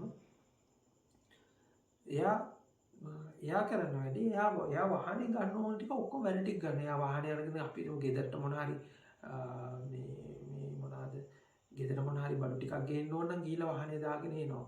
ඊළඟට දුර ගමනක් යන්න ඕන නම් ඒ වාහනේ දාගෙන එනවා. මඩෙත් දානවා, වැල්ලෙත් දානවා, අරෙත් දානවා. එයාට ඒ කියනවා එයා වාහනේ පාවිච්චි කරන ටූල් එකක් විදියට. අනිත් එක්කෙනා වාහනේ පාවිච්චි කරන්නේ ආභරණයක් විදියට. එතකොට අනිත් එක්කෙනා වාහනේ වෙන්නේ වහලෙක් විදියට ඉන්නවා. මෙයා වාහනේ තියාගෙන ඉන්නේ තමන්ගේ වහලෙක් විදියට දෙවෙනි එක්කෙනා. පැහැදිලිද මම මේ කියන්නේ හරිද? ඔක දැන් අපි තුනකට ඕන නම් කඩලා කියන්න පුළුවන්. එක්කෙනෙක් වාහනේ තියාගෙන ඉන්නේ ආභරණයකට. ආභරණයක් විදියට බලන්නේ. එක්කෙනෙක් වාහනේ තියාගෙන ඉන්නේ වහලෙක් විදියට. එක්කෙනෙක් වාහනේ වහලෙක් වෙලා තියෙනවා. හරිද? එතකොට මේ මනස කියන කතාවත් හරියට ඒ වගේ. කෙනෙක් මනසේ වහලෙක් වෙලා ඉන්නවා. නැත්නම් කෙනෙක්ට මනස කියන ටූල් එකක්.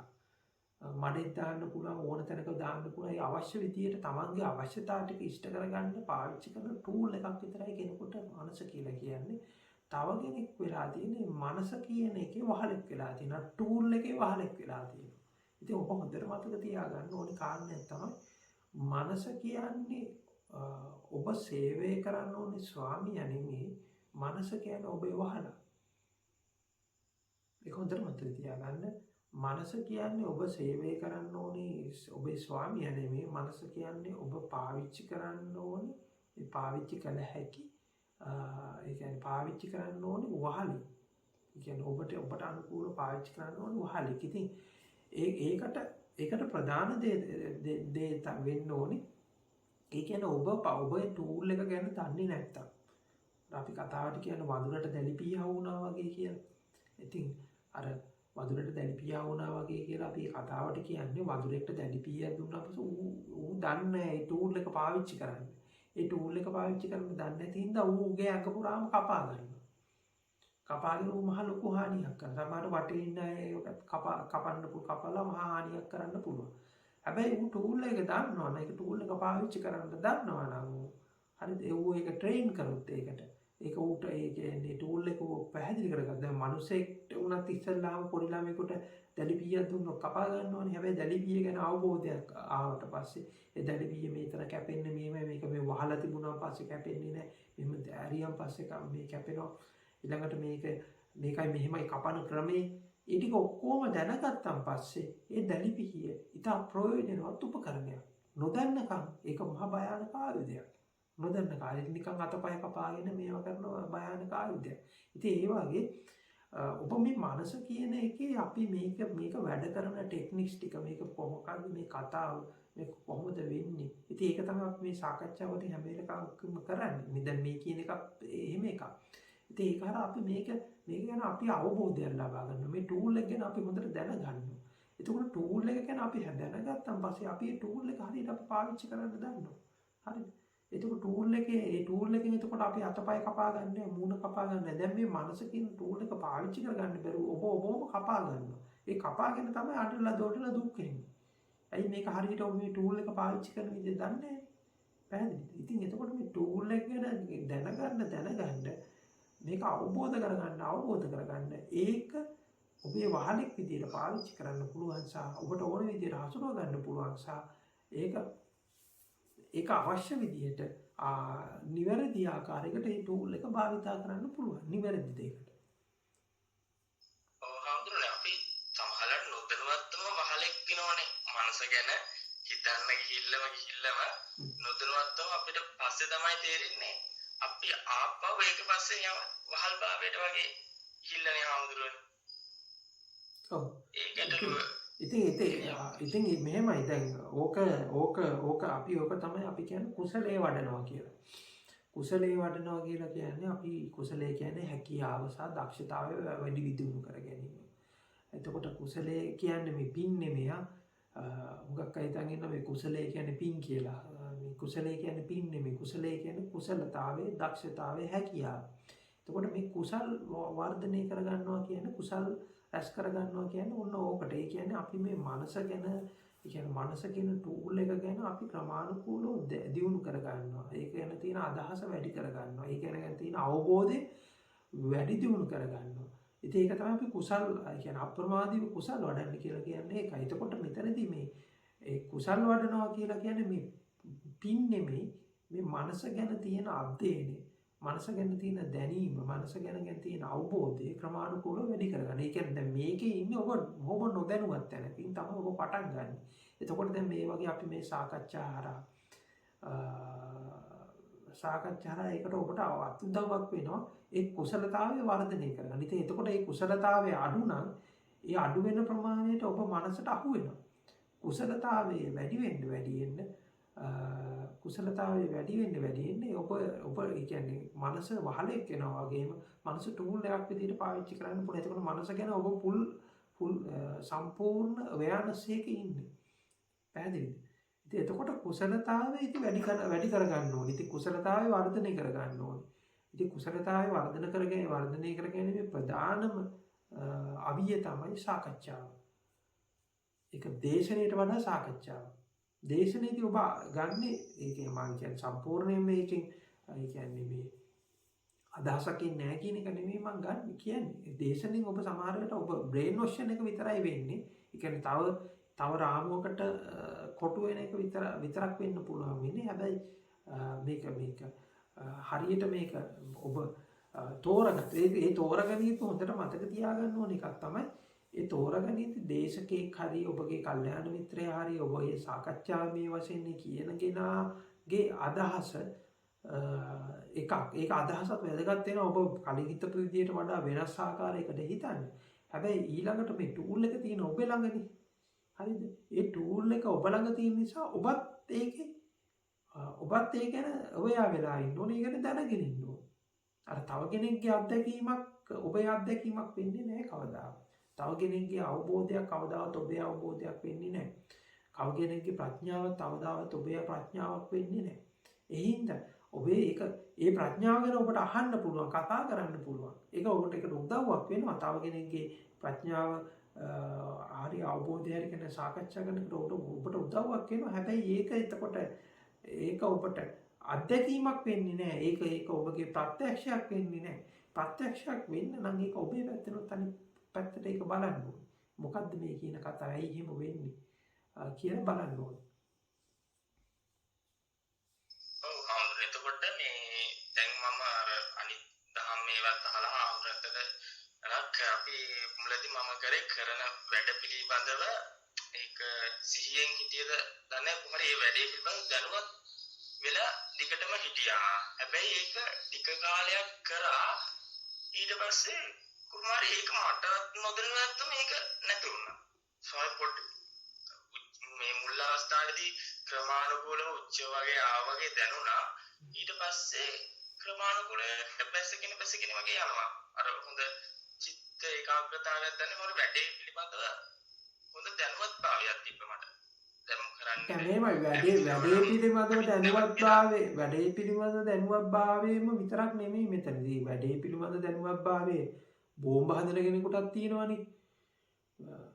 දැන් අපි තුමු කවුරු හරි බෝම්බ අටවන ත්‍ස්තවාදියෙක් ඉන්නවා කියලා. එතකොට බෝම්බ අටවන ත්‍ස්තවාදියාට මේ බෝම්බය ඇටවීම පිළිබඳ හරි බෝම්බය නිර්මාණය කිරීම හරි ඒ ටික ගැන ඒකන ලොකු දැනුමක් සහ ඒකේ දැනුමක් තියෙනවානේ. හරිද? එතකොට ඒකම නෙමෙයි අර තමන් කරන වැඩේ ගැන දැනුවත්භාවයම නෙමෙයි. එතකොට මුළු සමස්තම තමන්ගේ ජීවිතේ, ඒ කියන්නේ දැන් තමන්ගේ ජීවිතයේ තියෙන බලාපොරොත්තු, ඒ කියන්නේ මේ පීඩාව, ඒ සමස්තය පිළිබඳවත් අදහසක් එන්න ඕනේ. ඒ ඔක්කොම එන්නේ කොහොමද කියලා. එහෙම නැතුව අර එක පුංචි කොටස් වලට මේක ફોකස් කරලාම හරියන්නේ නැහැ. මේ ඒක ප්‍රධාන එකක්. ඔබ තව ප්‍රශ්නයක් කොටසක් අහුව මට මතක නැහැ. මෙතනින් එහාට පොඩි උපදේශයක් වගේ මට දෙන්න පුළුවන් නම් හඳුරන්න කරන්න ඕන දේ මම අර දේ තමයි මෙච්චර දවසක් කන්ටිනියු කරගෙන ආවේ.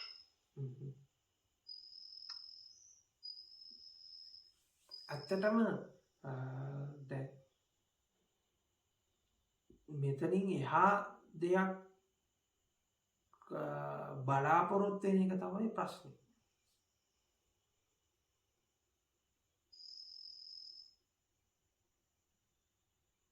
ඒක ටික පොඩ්ඩක් තේරුන්නේ නැහැ හවුදර මට. ඒ කියන්නේ මෙතනින් එහා දෙයක් බලාපොරොත්තු වෙන එක තමයි ප්‍රශ්නේ. ඒ කියන්නේ දැන් මෙහෙම හිතන්නකෝ. ඔබේ ජීවිතය ගැන ඔබ තෘප්තිමත් නැහැ. තෘප්තිමත්ද?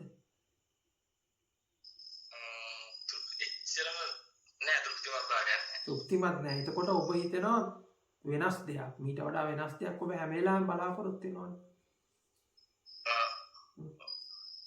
ඒ කියන්නේ දැන් ඔබ අවබෝධය කියන එක ඒකට තෘප්තිමත් නැහැ.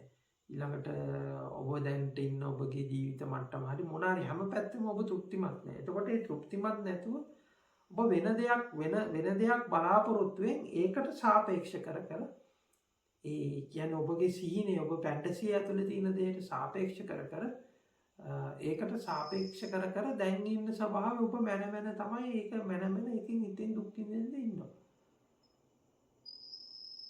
පැහැදිලිද මම මේ කියන්නේ?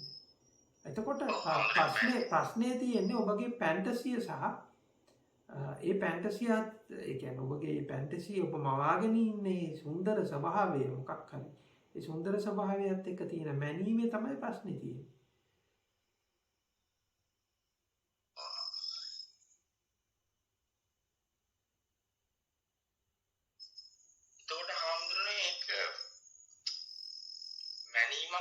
සංසන්දනය නොකළ යුතු කියලා තියෙන හාමුදුරුවෝ කියන්නේ. සංසන්දනය කරන්න දැන් මෙහෙම හිතන්නකෝ. දැන් බොහොම සරලව කතාව කියමුකෝ. හරිද? දැන් ඔබට ඔබගේ මවා ගැනීම පේන්නේ නැහැ. හරිද? හැබැයි දැන් ඔබ පොඩි දරුවෙක් දිහා ඔබ බලන් හිටියන් පස්සේ ඔහුගේ තියෙනවා පැන්ටසි ලෝකයක් තියෙනවා. මම ලොකු වුණාම මෙහෙම කෙනෙක් වෙනවා. හරිද? මම ලොකු වුණාම මෙහෙම කෙනෙක් කියලා ඒ ළමයාගේ පැන්ටසියක් තියෙනවා. ඒ කියන්නේ මවා ගැනීමක් තියෙනවා. මම මෙහෙම වෙනවා කියලා. ඒකට තව කෙනෙක් කිහිම පැන්ටසියක් තියෙනවා. තව කෙනෙක් සමහරවිට ඒ වෙන කෙනෙක්ගේ පැන්ටසියක් ඔබත් එක්ක කතා කරන ඔබ hina වෙන්නත් පුළුවන් යාට. hina වෙනවද නැද්ද? එයා ඒක දැනගත්තොත් ඔබ hina වෙනවනේ සමහර විට. ඔහුගේ මවාගෙන ඉන්න ඔහුගේ පැන්ටසිය ඒක මහා ඔහු පැන්ටසි එක හිර වෙලා ඉන්නවා කියලා ඔබ පේනවනේ. හැබැයි ඔබ නොදකින එක තමයි ඔබ හැම වෙලාවෙම පැන්ටසි එකේ ඉන්නවා කියන එක. ඒ කියන්නේ ඔබ හැම වෙලාවෙම මවාගත්තු පැන්ටසි ලෝකයක අතරමං වෙලා ඉන්නවා කියන එක. ඒක ඔබ දකින්නේ නැහැ නේද? හරිද? හැම වෙලාවෙම මවාගත්තු පැන්ටසියක් ඇතුලේ අතරමං වෙලා ඉන්නවා කියලා. ඒ පැන්ටසිය ඒ පැන්ටසිය ඇතුලේ අතරමං වෙලා ඒ හීනේ අතරේ අතරමං වෙලා ඔබට මේ හීනයයි යථාර්ථය තෝරගන්න බැරුව ඒක ඒ දෙක අතරේ දෝලණය වෙන ස්වභාවයක් තියෙනවද නැද්ද? එහෙම එකක් තමයි තියෙන්නේ ආම්තුනා. ඔව්. එතකොට මේ ඔබ මේ පැන්ටසිය ඇතුලේ ඒ අතරමං වෙලා ඉන්නේ.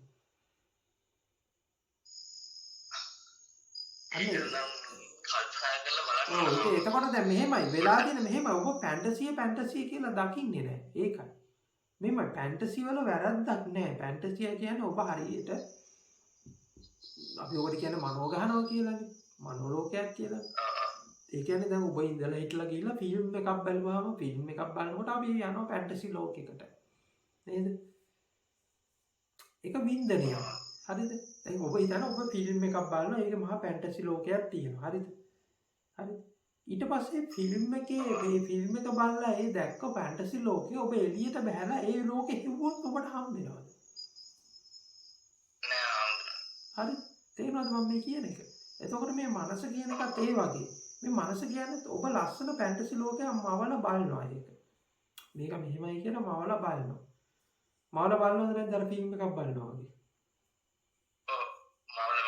ඉතින් එහෙම මවල බලලා ඊට පස්සේ දැන් ඔබ ආයෙ ෆිල්ම් එකක් බලලා ඒ ෆැන්ටසි ලෝකයෙන් බහැලා අපි තුන් දැන් ෆිල්ම් එකේ අපි තුන් දැන් අපි මේ නිකම් මේ ගමු මේ මූවි එකක් ගමුකෝ අපි උදාහරණයක් විදිහට ඔබ ස්පයිඩර්මෑන් බලනවා කියලා හිතමුකෝ. එතකොට දැන් ස්පයිඩර්මෑන් ඔබ දකිනවා නියමයි හරි ලස්සනයි. මාර දක්ෂතාවයන් තියෙන්නේ කියලා. ඊට පස්සේ ඔබ එළියට බහැලා ඔබ හොයනවා ස්පයිඩර්මෑන් ඉන්නවද කියලා. හම්බෙනවද? තේරුණාද මේ කියන්නේ හරිද? ඔබට හම්බෙන්නේ නැහැ. එතකොට දැන් ඔබගේ මනසේ ෆැන්ටසිය කියලා කියන්නේ හරියට ෆිල්ම් එකක් බලනවා. ඒක ෆිල්ම් එකක් බලලා රස විඳලා අතහැරලා ආවනම් හරි කිසි ප්‍රශ්නයක් නැහැ. හැබැයි ඒක බලලා ඒකේ ඉන්න චරිත ටික, ඒකේ ඉන්න සිදුවීම් ටික, ඒකේ තියෙන ස්වභාවය දැන් මේ ෆැන්ටසිය ඇතුලේ ඉන්න පුද්ගලයානේ ඔබ හොයන්නේ. දැන් මම කියන ෆැන්ටසිය ඇතුලේ ඒ කියන්නේ ෆැන්ටසි ඇතුලේ මම කියලා පුද්ගලයෙක් ඉන්නවා මේ සියල්ල නිවිච්ච ඒ කිසි කලබලයක් නැති යන්න ඒ පුද්ගලයා. ඊට පස්සේ ඒ පුද්ගලයා ඔබ හොයන හැමතැනම හම්බෙනවද? නෑ ආම්තුනා. තේරුණාද මම කියන්නේ? කොටත් වලට මට විස්තර දෙක. හරි. හොඳයි. ස්වාමීන් වහන්සේ. ඔව්. ස්වාමීන් වහන්සේ අත්‍තරම මේ දැන් මම ස්වාමීන් වහන්සේගේ ධර්මදේශනා කීපයක් සවන් දුන්නා. මට සාරාංශය විදිහට මෙහෙම දෙයක් තේරුණා ස්වාමීන් වහන්සේ. ඇත්තටම අපි මේ කරන්නේ අපිම හදාගත්ත ප්‍රශ්න වලට අපි පිළිතුරු සොයනවා. ඇත්තම මේ අපිට ප්‍රශ්නයක් නොමැති වෙන්න නම් අපි ප්‍රශ්න හදන එකෙන් අත්මිදෙන්න ඕනේ. ඒ වගේ දෙයක්ද ස්වාමීන් වහන්සේ? අපිම හදාගත්ත ප්‍රශ්න වලට අපි පිළිතුරු සොයනවා. ඒ කියන්නේ දැන් ඕක ඒකේ තියෙන මෙන්න මෙහෙම එකක්. ඕක අපි පියවර කීපයකින් ඕක විස්තර කරන්න පුළුවන්. ඒ කියන්නේ ප්‍රශ්නයක් තියෙනවා. හරිද? දැන් ප්‍රශ්නයක් තියෙනද මාර ඉස්සල්ලා කියපු එක්කිනාටම එකම තමයි. දැන් මේ ප්‍රශ්නයක් තියෙනවා. ප්‍රශ්නයක් තියෙනවා ඊට පස්සේ අපි ඒ කියන්නේ දැන් මේ ප්‍රශ්නේ මෙහෙම එකක් වෙන්න පුළුවන්.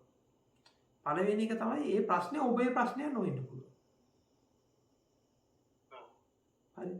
එතකොට ඔබේ ප්‍රශ්නයක් නොවන එකකට ඔබ උත්තරයක් හොයලා වැඩක් නැහැ. තේරුණාද? දැන් ඉතින් හොඳට බලන්න ඔබේ තියෙන ප්‍රශ්න වලින් කොටසක් තියෙනවා මෙහෙම ප්‍රශ්න. ඒ කියන්නේ ඒ ප්‍රශ්න ඔබේ නෙමෙයි. හරිද? ඒක එක්ක ඔබ මීඩියා වලින් දැකපු එකක්. එහෙම නැත්නම් කවුරු හරි ඇවිල්ලා කියපු එකක්. ඒක ඔබගේ පර්සනල් අත්දැකීම නෙමෙයි. එතකොට එහෙම ප්‍රශ්නයක් තියෙනවා කියලා ඔබට පේනවා. එතකොට ඒකට විසඳුම් හොයනවා කියලා එකක් කරන්න වෙන්නේ කියන්නේ වෙන්න කලින් ඔබ බලන්න ඕනේ ඒක ඔබේ ප්‍රශ්නයක්ද කියලා. හරිද? දෙවෙනි එක තමයි ඔබගේ පාලනය නැති දේවල් ටිකක් තියෙනවා. හරිද? එතකොට ඔබේ පාලනය නැති ටිකකට ඔබ උත්තර හොයන්න යනවා. තේරුණාද? ඒක දෙවෙනි එක. ඊළඟට තුන්වෙනි එක ඇත්තටම ඔබගේ ඒක ප්‍රශ්නෙත් ඔබේ ප්‍රශ්නයක්. ඊළඟට ඒක ඔබගේ පාලනේ ඇතුළත ඒක ඔබට ගන්න පුළුවන්. දැන් උදාහරණ පාලනේ නැති එකට මම උපමාවක් කියන්නම්. දැන් ඔබට කැන්සර් එකක් හැදෙනවා. දැන් කැන්සර් එකක් හැදිච්ච එක දැන් ඔබගේ පාලනයෙන් එළියද නැද්ද? පාලනයෙන් පිට එකක් නේ. දැන් මගේ කැන්සර් එක 100% හොඳ වුණා කියන එක ඒක ඔබගේ ඒකේ එළිය එක. ඒක ට්‍රීට්මන්ට් ගන්න එක වෙනම වැඩක්. හැබැයි ට්‍රීට්මන්ට් එක ගන්න එක ගැන නෙමෙයි මම කතා කරේ. හරිද? දැන් ඔබට කැන්සර් එකක් හැදුණා කියලා හිතන්න කැන්සර් එකක් හැදුණාන් පස්සේ ඒක ඔබගේ ඒ කියන්නේ කැන්සර් එක හැදෙන එක ඔබගේ පාලනයෙන් පිට තිබිච්ච එකක්. හරිද? දැන් ඒක හැදිලා ඉවරයි. දැන් ඒ ගැන ආයෙ බොරුවට දුක් වෙලා අඬලා කෑ ගහලා හූ තියලා මේව කරා කියලා ලෙඩේ හොඳ වෙනවද? ඇයි මේක මටම වෙන්නේ? මම මේ පින්දහම් කරගෙන බණ අහගෙන මේ පන්සල් ගිහින් ඉන්නගෙන අර මේ එහෙම නැති උන්ට මේ මුකුත් හැදිලා නැහැ මටම හැදෙන්නේ එහෙම කියලා ඕම දුක් වෙලා වැඩක් තියෙනවද? නෑ දුක. ඒක වැඩක් නෑ. එතකොට මේක කිසි තේරුමක් නැති වැඩක්. හරිද? එතකොට ඕක හරියට එතකොට ඔබ ફોකස් එක ගත්තාන් පස්සේ ඒ හරි දැන් මට ඒ කියන්නේ මොකද්ද ප්‍රශ්නේ? පස්සේ මට කැන්සර් එකක් හැදිලා තියෙනවා. හරිද? එතකොට මොකද්ද ඒක විසඳුම? හරිද? එතකොට ඔබගේ පාලනයෙන් තොරව තියෙන විසඳුම් ටිකක් තියෙනවා. පාලනයේ තියෙන ටිකක් තියෙනවා. එතකොට පාලනයේ තියෙන ටිකට ඔබට යන්න පුළුවන්. හරිද? එතකොට පාලනයේ තියෙන ටිකට මේ කියන්නේ පාලනයේ තියෙන ටිකට යනකොට එතකොට දැන් ඒ පාලනයේ තියෙන යනකොට අපි මෙහෙම එකක් තෝරගන්න ඕන එකක් තියෙනවා. ඒ කියන්නේ මෙහෙම හොඳයි. ඔබ ප්ලෑන් එකක් ගන්නවා. ඒ කියන්නේ මම ප්ලෑන් එකක් නැතුව ඉන්න කියනව නෙමෙයි. ඔබ ප්ලෑන් එකක් ගන්නවා. ඔබ ජීවිතේ මේ වෙනකන් දැන් අවුරුදු මං හිතන්නේ මේ මිනිස්යාගේ තියෙන ස්වභාවය තමයි තමන්ගේ අත්දැකීම් වල ඉගෙන ගන්න නැති එක. හරිද? ඔබගේ අත්දැකීම තියෙන්නේ ඔබ ප්ලෑන් එකක් ගෙහුවොත් ඒ ප්ලෑන් එකටම වැඩ කරනවද නැත්නම් ඒ ප්ලෑන් එක නිරන්තරයෙන් වෙනස් කරන්න වෙනවද? ප්ලෑන් එක නිරන්තරයෙන් වෙනස් කරනවා කියලා මට හිතෙනවා. නිරන්තරයෙන් වෙනස් කරන්න වෙනවනේ. මූලික ප්ලෑන් එකේ ඉන්න බෑනේ ඇත්තටම. මොකද ඔබ මුලින් ප්ලෑන් එකක් ගහනවා ඊළඟට ඔබ ආයි ඒ කියන්නේ පැයකින් දෙකකින් ආපහු හැරිලා ආපහු කැරකිලා එනකොට සම්පූර්ණයෙන්ම සිටුේෂන් එක මොනවා වෙලාද වෙනස් වෙලා. එතකොට අලුත් ප්ලෑන් එකක් වෙනස්. හරි එතකොට දැන් මේ කියන්නේ විසඳුමකට ප්ලෑන් එකක් තිබ්බට කමන්නේ හැබැයි ඔබ ෆ්ලෙක්සිබල් වෙන්න ඕනි. ඒ ප්ලෑන් එකේ හිර වෙලා ඉන්නවා කියන එක. දැන් ඒකේ සිටුේෂන් එක වෙනස් වෙනවා අවස්ථාව වෙනස් වෙනවා. තේරුණාද මම මේ කියන්නේ හරිද? එතකොට ඒක වෙනස් වෙනවා. එතකොට ඉතින් අපි අර මුල එකේම හිර වෙලා ඒකම ක්‍රියාත්මක කරන්න යන්න ගියොත් ඒක ප්‍රශ්නයක් වෙනවා. එතකොට අපි ඒකේ තියෙන්න ඕනේ අපේ ෆ්ලෙක්සිබිලිටි එක.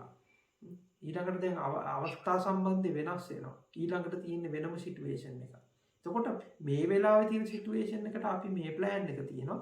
ඊළඟ වෙලාවේ තියෙන සිටුේෂන් එකට අපි මේ ප්ලෑන් එක ඕන කඩලා බෙදලා දාලා හරි වෙනස් කරලා ඊළඟට ප්ලෑන් එකට මාරු වෙනවා. හරි. එතකොට අර මේ අපිට මේ ප්‍රශ්න කියන එක තෝරගන්න ලේසි. එතකොට මේ ප්‍රශ්න කියන එකේ ස්වභාවය තෝරගන්න ලේසි. අපි ඔන්න ඔතන ඔහොම යනවා එක පැත්තකින්. ඊළඟට අනිත් පැත්තට අපි ප්‍රශ්නෙත් අපි තෝරගන්නවා අනිත් පැත්තට ගිහින්. ඇයි මේක කොහොමද මට ප්‍රශ්නයක් වුණේ කියලා බලන්න. දැන් උදාහරණයක් විදිහට ඔබට කැන්සර් එකක් හැදිලා දැන් ඔබ තව කොහොම හරි කරලා අමාරුවෙන් හරි තව අවුරුදු 4-5 ජීවත් වෙන්න උත්සාහ කරනවා. ඒ මොකටද කියලා පොඩ්ඩක් බලන්න ඕනේ. ඇයි මම මේ දාගලන්නේ මොකක්ද? එතකොට සමහරවිට එතකොට අපිට හැංගිච්ච ඒවා පේනවා. තව කොහොම හරි අවුරුදු 4ක් විතර මම මේක උදාහරණයක් ගත්තා විතරයි ඒක මේ අනිත් සමස්තයටම දාලා බලන්න. කියන්නේ ඒක එතකොට ඒක පැත්තට යනකොට ඔබට පේනවා ඒකම නෙමෙයි අවුරුදු 4ක් ඉන්න එක නෙමෙයි ඔබ උවමනාව. හරිද? අවුරුදු 4ක් ඉන්න ඕනේ වෙන වැඩක් කරන්න. හරිද? තේරුණාද මම මේ කියන්න හදන්නේ? ඔබ මේ තව අවුරුද්දක් හරි අවුරුදු 4ක් හරි ඉන්න හදන්නේ මේ අවුරුදු 4ක් ඉන්න ඕනේ වල නෙමෙයි. ඒක ඉන්න ඕනේ මෙන්න මේ වැඩ ටික කරන්න. එතකොට ඒකේ හැංගිච්ච කතා ටිකක් තියෙනවා. හැංගිච්ච ස්වභාවයන් ටිකක් තියෙනවා. හැංගිච්ච උමනාවන් ටිකක් තියෙනවා. තුමේ හැංගිච්ච උමනාවන් ටික පොඩක් මොනවාද කියලා බලන්න. ස්වාමීන් වහන්සේ එතකොට මේ ප්‍රශ්නේදී කතා වුණාම ස්වාමීන් වහන්සේ මේ අපි හදාගන්න ප්‍රශ්න සහ බාහිරින් අපිට එන ප්‍රශ්න කියලා. එතකොට ස්වාමීන් වහන්සේ මේ බාහිරින් එන ප්‍රශ්න අපිට අතීත හේතු වල ඵලයක් විදිහට ලැබෙන දේවල් කියලා විග්‍රහ කරගන්න පුළුවන්ද? මෙහෙමයි හේතු දැන් හේතුඵල ධම කිව්වහම දෙකක් තියෙනවා. පළවෙනි එක තමයි එන්නේ අවස්ථා සම්බන්ධ දෙකක් තියෙනවා. එකක් තමයි හේතු අපි ඕක පුබ්බේකත හේතුවාදී නෙමෙයි. ඒක පුබ්බේකත හේතුවාදී කියලා එකක් තියෙනවා. පුබ්බේකත හේතුවාදී කියලා කියන්නේ පුද්ගලයෙක් මූලික කරගෙන. ඒ කියන්නේ දැන් හිතන්නකෝ ඔබ කරපු දෙයකින්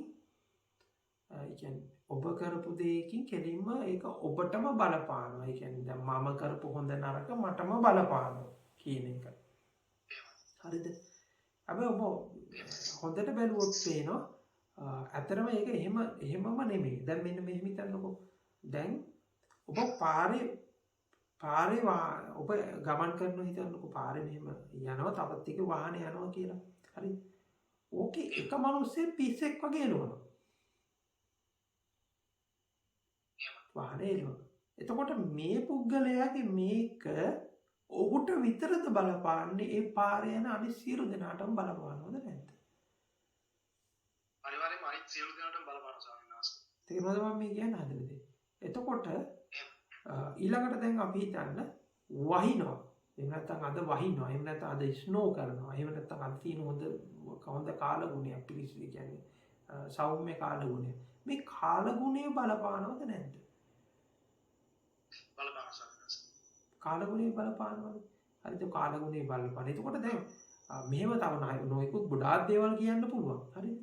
එතකොට ඔබට වැරුවාම් පේනවා මේ ඔබ කරපු දේවල්ම ඔබට බලපානවා කියන්න බෑ. තව කෙනෙක් කරපු දේවලුත් ඔබට බලපානවා. ඒ වගේම කාලගුණය බලපානවා. වෙනත් දේවල් බලපානවා. මේ වගේ සාධක ගොඩක් බලපානවා. ස්වාමීන් වහන්සේ ඒක අර න්‍යාම ධර්ම පැත්තටද වැටෙන්නේ? ඔව් ඒ එක විදිහකට න්‍යාම ධර්ම කියලා කියන්නත් පුළුවන්. මම ඒක නොකිය මම මේ කිව්වේ. හරි. එතකොට බලන් කියන්න මෙහෙම එකක් නෙමෙයි ගොඩාක් බලපානවා. ඒ වගේම දැන් හිතන්න ඔබ යමක් කරනවා කියලා ඔබ මොකක් හරි ක්‍රියාවක් කරනවා කියලා. හරිද? ඒක ඔබට විතරද බලපාන්නේ? ඒක අනිත් තව ගොඩක් දෙනෙකුට බලපාන්නේ නැද්ද? බලපාන ස්වාමීන් වහන්සේ. එතකොට මෙතන මේ තියෙන හේතු සමූහයකින් පහළ වෙච්ච ඵලයක් තමයි මෙතන තියෙන්නේ. හැබැයි ඒ ඵලය මොකක් හරි ඒ ඵලය නිසා තව හේතු ගණනාවක් මොකද්ද? සැකසෙනවා. නිර්මාණය වෙන හේතු ගොඩාක් නිර්මාණය. ඒක එතකොට පුද්ගලයක් නෙමෙයි. එතකොට මේ හැම එකක්ම ඉන්ටර්කනෙක්ටඩ්. හැම එකක්ම එකිනෙකට සම්බන්ධයි. එකිනෙක කිසිම දෙයක් එකිනෙකට පරිබාහිරව පවතින එක පවතින්නේ නැහැ. සියල්ලම එකට පවතින. හරි. හරි. ඕක එක හේතුඵල ධර්ම එකක්. දෙවෙනි හේතුඵල ධර්ම තමයි අවිද්‍යාව හේතු කොටගෙන පවතිනවා කියලා. ඒ කියන්නේ දැන් මේ ඔක්කොම අන්තිමට ඔබ මනසින් ඒ කියන්නේ අවිද්‍යාව පත්‍ය සංකාර කියලා කියන්නේ. ඒක සංකාර කියලා ඉන්නේ කතාවක්. එතකොට දැන් මේ ඔක්කොම ප්‍රශ්නයක් වෙලා තියෙන්නේ ඔක්කොම වෙලා තියෙන්නේ ආයි මේ ගොඩ නැගිච්ච කතාවට අනුකූලවනේ. එතකොට අර එක්කෙනෙක් hina වෙලා ඉන්නවා එක්කෙනෙක් අඬනවා ඉන්නවා. අයි මේ එක්කෙනෙක් hina වෙලා ඉන්නේ එක්කෙනෙක් අඬන්නේ. ඔබ පාරේ යනකොට ඔබ දකින්න ඉස්සරහින් එන එක්කෙනෙක් hina වෙලා ඉන්නවා ඊළඟට එක්කෙනා අඬනවා යනවා. අයි එක්කෙනෙක් hina වෙලා එක්කෙනෙක් අඬනවා යන්නේ. මොකද මේ දෙන්න ඉන්නේ කතන්දර දෙක. කතන්දර දෙකක් මවාගෙන ඉන්නේ. එතකොට මේ මවාගෙන ඉන්න මේ කතන්දරේ කතන්දරේ බව නොදන්න අවිද්‍යාව ඒ අවිද්‍යාව හේතු කොටගෙන කතන්දරයක් තියෙනවා. ඒ කතන්දරේ හේතු කරගෙන විඥානයක් එහෙම නැත්නම් මනසක්ම වෙනවා. ඒ මනස නිසා ලෝකයක්ම වෙලා. ඒ ලෝකයේ ඇතුලේ ඔබට කාලය එතකොට පවතින බව මේ සමස්තයම දැනෙනවා. එතකොට ඒ දැනෙන එක තව ක්‍රමයකින් හේතුඵල ධර්ම. එතකොට ඒ හේතුඵල ධර්ම කියන්නේ මම අර ඉස්සෙල්ලා කියපු එක නෙමෙයි. ওই දෙකම තේරුම් ගන්න එක වැදගත් වෙනවා. ස්වාමීන් වහන්සේ එතකොට දැන් ඔබ මේ ඔක්කොම මේ පද්ධතිය ඇතුලේ ඔක්කොම එකිනෙකට සම්බන්ධයි කියලා අපි එහෙම මතයකට આવොත් මේක දිට්ඨිය ගණයට වැටෙන්නේ නැද්ද? ඔව් ඉතින් ඒකයි මං කිව්වේ. ඒක දෘෂ්ටියක් තමයි. හැබැයි ඒ මට්ටම හරි තෝරගන්න කෙනෙක් තෝරගෙන ඉන්න එක හොඳයි. ඒකයි මම ඔගේ දෙවෙනි මට්ටමත් කිව්වනේ ඒක අභිභවා කියලා අවිද්‍යාව පත්‍ය සංකාර කියන තැන. අවිද්‍යාව හේතු එහෙම අවසාන වශයෙන් ස්වාමීන් වහන්සේ කියන්නේ මේ ඒ දිග්ගිනුත් අපි පිටින් ඕනේ නේද? ඔව් ඉතින් එතකොට දැන් එහෙම ඉන්ටර්කනෙක්ටඩ් කියන එකත් ඔබ මනසින්ම වාගෙන ඉන්න කතාවක් නේ. එහෙමයි ස්වාමීන් හැබැයි ඒ ප්‍රමාණයට හරි කවුරු හරි කෙනෙක් තෝරගෙන ඉන්නවා නම් ඒක ලොකු දෙයක්. එහෙමයි ස්වාමීන් වහන්සේ බොහොම පැහැදිලි ස්වාමීන් වහන්සේ දෙවොත් සර්. ස්වාමීන් වහන්සේ ප්‍රශ්නයක් අහන්න පුළුවන්ද? ඔව්. දැන් අර වහන්සේ කියවනේ මේක interpolated and interconnected කියලා. ඔව්. එතකොට ස්වාමීන් වහන්සේ දැන් අර මේ චප්පාණික සූත්‍රයේ කියනවා ඇසකරනාසය දිව ශරීරය කියන එක අර සත්තු හැදෙනෙක් වගේ සිහිය තමයි කැබ කියන එක. එතකොට ඒ සිහියෙන් ඒගොල්ලන්ව බැඳලා තිබ්බහම ඒගොල්ලන්ව සම්පූර්ණයෙන්ම කන්ට්‍රෝල් වෙනවා කියලා. එතකොට අර එතන ඉන්ටර්පලේටඩ් වෙනවා කියන එක ඔබ වහන්සේ කොහොමද එක්ස්ප්ලেইন කරන්නේ? මෙහෙමයි දැන් මම ඉන්ටර්කනෙක්ටඩ් කියලා දැන් ඕක අපි අර එක එක මට්ටම් වල කරන විස්තරයක් තමයි තියෙන්නේ. හරිද? එතකොට අපි දැන් මුලින් කරපු විස්තරේ අපි මේ ඒ කියන්නේ පුද්ගලයා පවතිනවා ලෝකය පවතිනවා කියන තැන මේ සමස්තයම පවතිනවා කියන තැන අරගෙන තමයි ඒ ඉන්ටර්කනෙක්ටඩ් කියන කතාව කිව්වේ. හරිද? එතකොට දැන් සාමාන්‍ය මිනිස්සෙක්ගේ තියෙන අදහස තමයි යා ලෝකය කියන එක පවතිනවා. එතකොට ඒ ලෝකයේත් එක්ක මම මේ ඇස කන නාසය දිව ශරීරය මනත් එක්ක මෙහෙම ගනුදෙනුවක් කරනවා. එතකොට ඒකේ මම වෙනම එක්ස්පීරියන්ස් කරන මම ඉන්නවා. එතකොට මේ එක්ස්පීරියන්ස් කරන ලෝකේ වෙනම පවතිනවා කියන තැනනේ ඉන්නේ. එතකොට මේ තැනේ තියෙන සම්බන්ධතාවය. ඒ කියන්නේ ඒකේ තියෙන සම්බන්ධතාවය. ඒ කියන්නේ ඒ සම්බන්ධතාවය පැහැදිලි කරන්න තමයි ඒක කිව්වේ. එතකොට මම ඒකෙදි අර ඒක පැහැදිලි කරා ඒක එක තැනකදී ඒ කියන්නේ එක තැනක් පැන්නට පස්සේ පේනවා ඒක දෘෂ්ටියක් කියලා. පැහැදිලිද? ඒ කියන්නේ උදාහරණයක් විදිහට දැන් ඔබ 3 වසරේදී ඉගෙන ගත්තු ගණිතය 5 වසරේදී වෙනකොට අප්ඩේට් වෙනවනේ. පැහැදිලිද? ඒ වගේ තමයි ඒකත්. එතකොට දැන් මේ අසකරනාසයේ දිව ශරීරයේ කියන එක පාලනය කරනවට වඩා ඒක අවබෝධ කරගන්නවා කියන එක තැනට තමයි යන්න ඕනේ. කියන්නේ ඒක පාලනය කරගන්නවා කියන්නේ එකක්, අවබෝධ කරගන්නවා කියන්නේ තව එකක්. එතකොට ඒක පාලනය කරගන්නවා කියන එක එක්තරා මට්ටමක් වෙනකන් ඒක හරි. හරිද? ඒ කියන්නේ දැන් අපි තුන්කා මිනිස්සෙක් මේ පිස්සෙක් වගේ යම් කිසි තැනක හැසිරෙන්න ගියොත් අන්තගාමී විදියට යම් කිසි තැනක හැසිරෙන්න ගියොත් ඒක ගැළපීමක් නැහැනේ. ඒ කියන්නේ දැන් ඒකෙන් ඔහුත් අපහසුතාවයට පත් වෙලා අනිත් අයත් අපහසුතාවයට පත් වෙලා සමහරට ඊළඟට හිරේ විලංගු වැටෙන්නත් පුළුවන් නේ. තේරුණාද? නීතියෙන් දඩුවම් ලැබෙන්න පුළුවන්, මේව වෙන්න පුළුවන්. හරිද? ඒ කියන්නේ එතකොට ඒක එක මට්ටමක්. ඒ කියන්නේ යම් කිසි පාලනයක් කියන එක මට්ටමක්. එතකොට ඇත්තටම පාලනය කියන එකට එහා ගිහිල්ලා ඒ කියන්නේ එහා ගිහිල්ලා අවබෝධය තමයි ළඟා ගන්න ඕනේ. මොකද්ද මේ ඇහැ කියන්නේ? මොකද්ද මේ පේන? ඒ කියන්නේ ඇහැ කියනවා කියන එක බොහොම අදහස් කරන මොකද්ද මේ පේනවා කියන්නේ? ඒ කියන්නේ මොකද්ද මේ ඇහෙනවා කියන්නේ? මොකද්ද මේ දැනෙනවා කියන්නේ? හරි?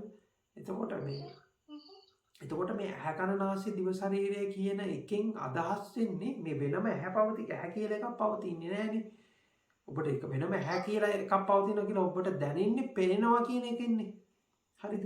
එතකොට ඇහැ කියන එකෙන් අපි අදහස් වෙන්නේ මේ පෙනෙනවා කියන ක්‍රියාවලිය.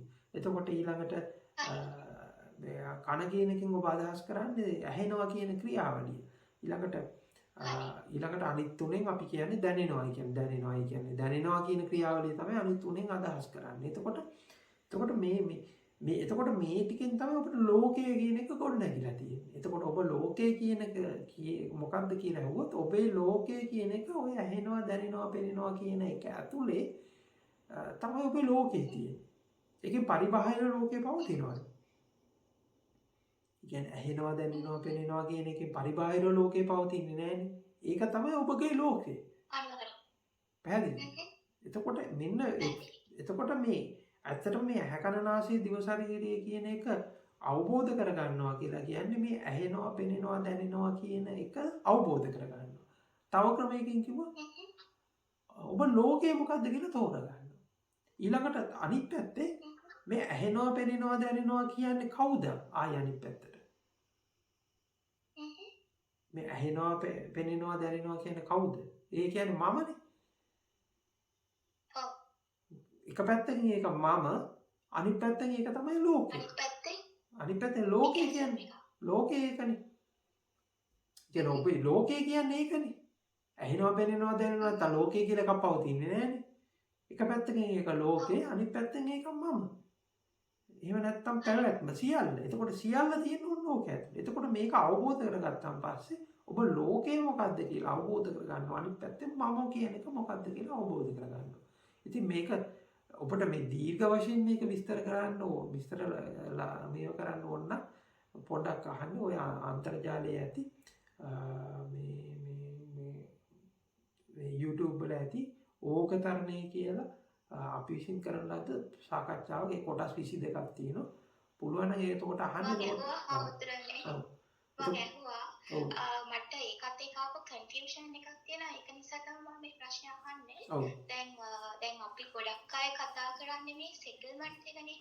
ඒ කියන්නේ හැමෝටම ඒ මම ඇතුළුව මේ එක්සිස්ටන්ස් එක ඇතුලේ තියෙන මේ අවුල ඊට පස්සේ ඒකේ තියෙන මොකක්ද අන්සැටිස්ෆැක්ටරි දේවල් ඊට පස්සේ ඔක්කොමත් එක්ක අපිට සෙටල්මන්ට් එකක් ගන්න තමයි මේ සමහර අය ඒක එහෙම වෙන්නත් පුළුවන්. පොදුවේ නමුත් මම අහන ප්‍රශ්නේ හම්බෙන්නේ ආයිත් දැන් ওই ධර්මදේශන සමහරකගේ කියනවා මේ පංචස්කන්ධය කියලා කියන එක කොහොමද තියෙන්නේ ආස්වාදයක් තුළ කියලා. ඒ කියන්නේ අපිට දුකක් ආවත් පංචස්කන්ධයට ඒක ආස්වාදයක් කියලා. එතකොට දැන් මේ සෙටල්මන්ට් එක ඇතුලේ මොන දේ කරත් අර ඒ වෙන්න තියෙන එක ඉන්එවිටබල්. ඒ කියන්නේ ඒක අනිවාර්යයෙන්ම වෙනවා අපිට බලපන්න බෑ. එතකොට ඒක අවබෝධ කර ගැනීම කරන්න. ඕකම ඒ කියන්නේ දැන් උදාහරණයක් විදිහට ත්‍රාසය නැති ඇඩ්වෙන්චරස් නැති දුක නැති ඒ කියන්නේ මේ කිසිම එහෙම ෆිල්ම් එකක් ඔබ බලහිද?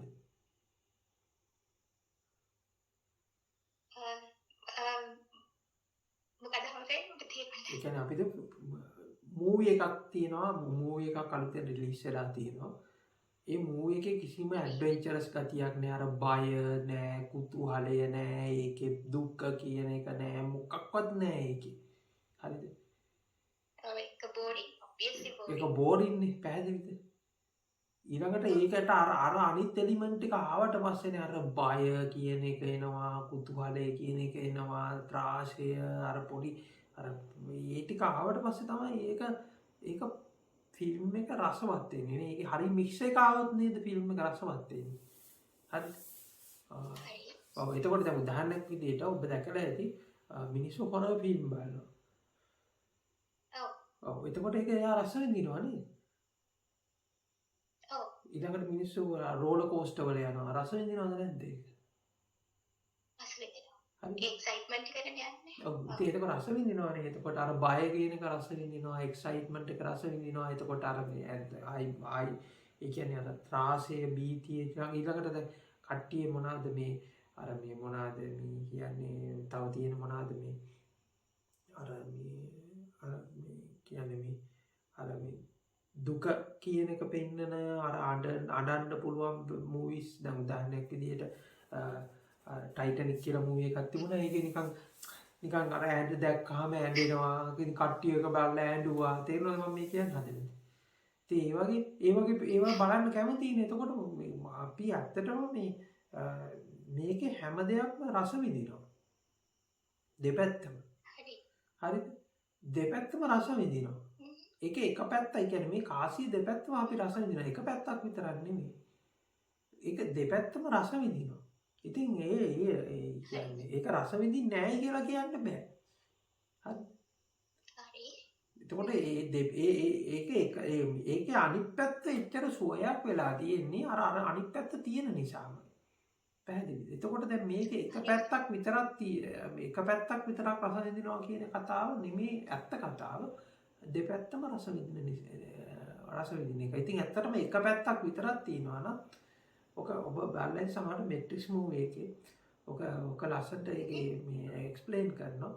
ඒ කියන්නේ ඉස්සෙල්ලා මේ ඔබ බලලා තියෙනවද දැන් මෙට්‍රික්ස් මූවී එක. ඒක මේක ලේසි කියන්නේ. මම මැට්‍රික්ස් බලලා තියෙනවා. ඔව් ඒක බලලා තියෙනවද? ඔව් ඉස්සෙල්ලාම මෙට්‍රික්ස් එකක් හදන්නේ අර දිව්‍ය ලෝකයක් වගේ. ඔව් එතකොට ඒක දුක්ඛ කියන එකක් මොකුත් නෑ, කන්න බොන්න තියෙනවා, ඔක්කොම තියෙනවා, සම්පූර්ණ දැන් අර මේ එහෙම එකක් හැදුවා කියලා කියනවා. එහෙම එකක් හැදුවම කියන පස්සේ ඒක ෆේල් වුණා කියලා කියනවා. ඔව්. ඇයි දැන් ඒක ෆේල් වුණා කියලා කියන්නේ ඇත්තටම එහෙම ලෝකයක් ආවොත් ඔබ කරන වැඩේ තමයි ඒකට ඔබ බෝරින් වෙලා ඇත්තටම ඊළඟට තියෙන එකම ඔප්ෂන් එක තමයි මිනිස්සු සූසයිඩ් කරගන්න පටන් ගන්නේ. ඒ කියන්නේ ඒක එන බෝරින් ලයිෆ් එකක් කියලා. හරි. ඒක තමයි ඇත්තටම එහෙම සර්ව සම්පූර්ණ කියන්නේ දිව්‍ය ලෝකවත් සර්ව සම්පූර්ණ ඒ කියන්නේ මේ එහෙම දිව්‍ය ලෝකවත් එහෙම අපායවල පවතින්නේ නැහැ ඇත්තටම.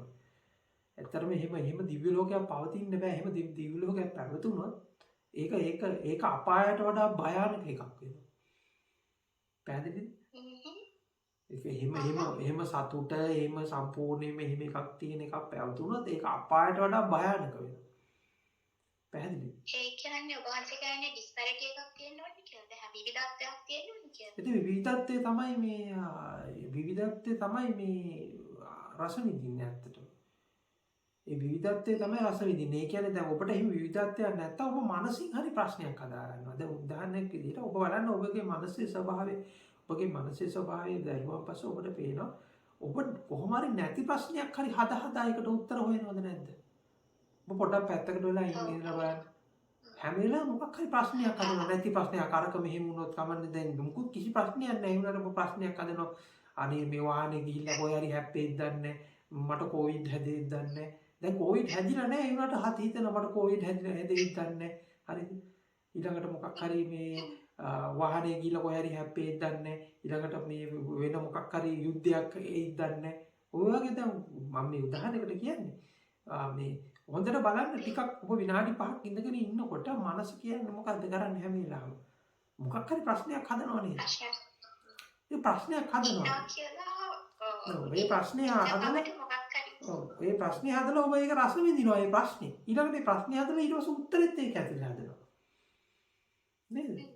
ඉතින් ඒ දැන් හොඳට බලන්න විනාඩි 5ක් පැත්තකට ඉඳලා බලනකොට අර ඉස්සලා අපි ආස්වාස පාස්වාස ගැන කතා කරා. ඇත්තටම ඕක තමයි හරි විදිහට ආස්වාස පාස්වාස කියලා ගෙනෙක් බලන්න ඕනේ ඒක. දැන් මෙහෙම ඉන්න ප්‍රශ්නයක් හදනවා. ඊළඟට ආයෙ උත්තරේකුත් හදනවා ඒක ඇතුලේ.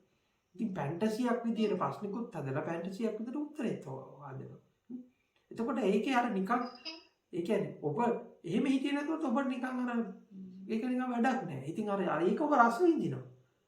ඒ ප්‍රශ්නයක් හදලා දුකක් හදලා ඒක රස විඳිනවා. පැහැදිලි? ඒකට උත්තරයක් හොයලත් ඒ ආයෙ රස විඳිනවා. ඒකත් රස විඳිනවා උත්තරයක් හොයලා. ඉතින් මේක ගැන ඔයා වෙලා ඉන්න. එතකොට ඔයා වෙලා හිටියන් පස්සේ මේ ටූල් එක හොඳට පාවිච්චි කරන්න පුළුවන්. මම ඕක අතර එක දේශනයක් කරලා තියෙනවා හීන හදන මැෂිම කියලා. ඕකේ සම්පූර්ණ ක්‍රියාවලිය වෙන විදිහ. හමුදෙන් එතකොට මේ දැන් ඔබ වහන්සේ හැම වෙලාවෙම කියන එකක් තමයි මනස කියන එක ටූල් එකක් හැටියට පාවිච්චි කරන්න කියන එක. ඒ ටූල් එකක් හැටියට පාවිච්චි කරනවා කියලා කියන එක කියන්නේ ඒ කියන්නේ මනසට වඩා උඩින් තව මොකක් හරි තියෙන්න ඕනේ කියන එකද? ඒ කියන්නේ සිහිය කියන එකද? මොකක්ද එතන ටූල් එක කියන්නේ? මනස දැන් ඔබ කියනවාට මට හිතෙනවා මනස කියන එක කන්ට්‍රෝල් කරන්න ඕනේ තව කවුරු හරි කියන වගේ එකක්. නෑ ඒකම කන්ට්‍රෝල් කරන ඒක මෙහෙමයි. දැන් අපි මේක ක්‍රමානුකූලව සාපේක්ෂවනේ මේ කතාව කියාගෙන ඉන්නේ.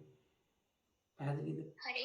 එතකොට දැන් මුලින් ගත්තොත් මිනිසෙකුට තමන් ඉන්න තැන මොකද්ද පැහැදිලි කමක් නෑ. ඔහේ ඇත්තටම මනසේ වහලෙක් කියනකට වඩා මිනිසෙක් එක්කෝ තමන්ගේ දෙමව්පියන් විසින් දාපු අදහස් ටිකක් එහෙම නැත්නම් ගුරුවරු ටිකක් ඉතින් දාපු අදහස් ටිකක් පොලිටිෂියන්ලා ටිකක් දාපු අදහස් ටිකක් පරම්පරාවෙන් ගෙනාපු අදහස් ටිකක් එහෙම නැත්නම් මීඩියා වලින් දාපු අදහස් ටිකක ඒ අදහස් ටිකක වහලෙක් වෙලා තමයි මිනිස්සු මුලින් ඉන්නේ. හරිද?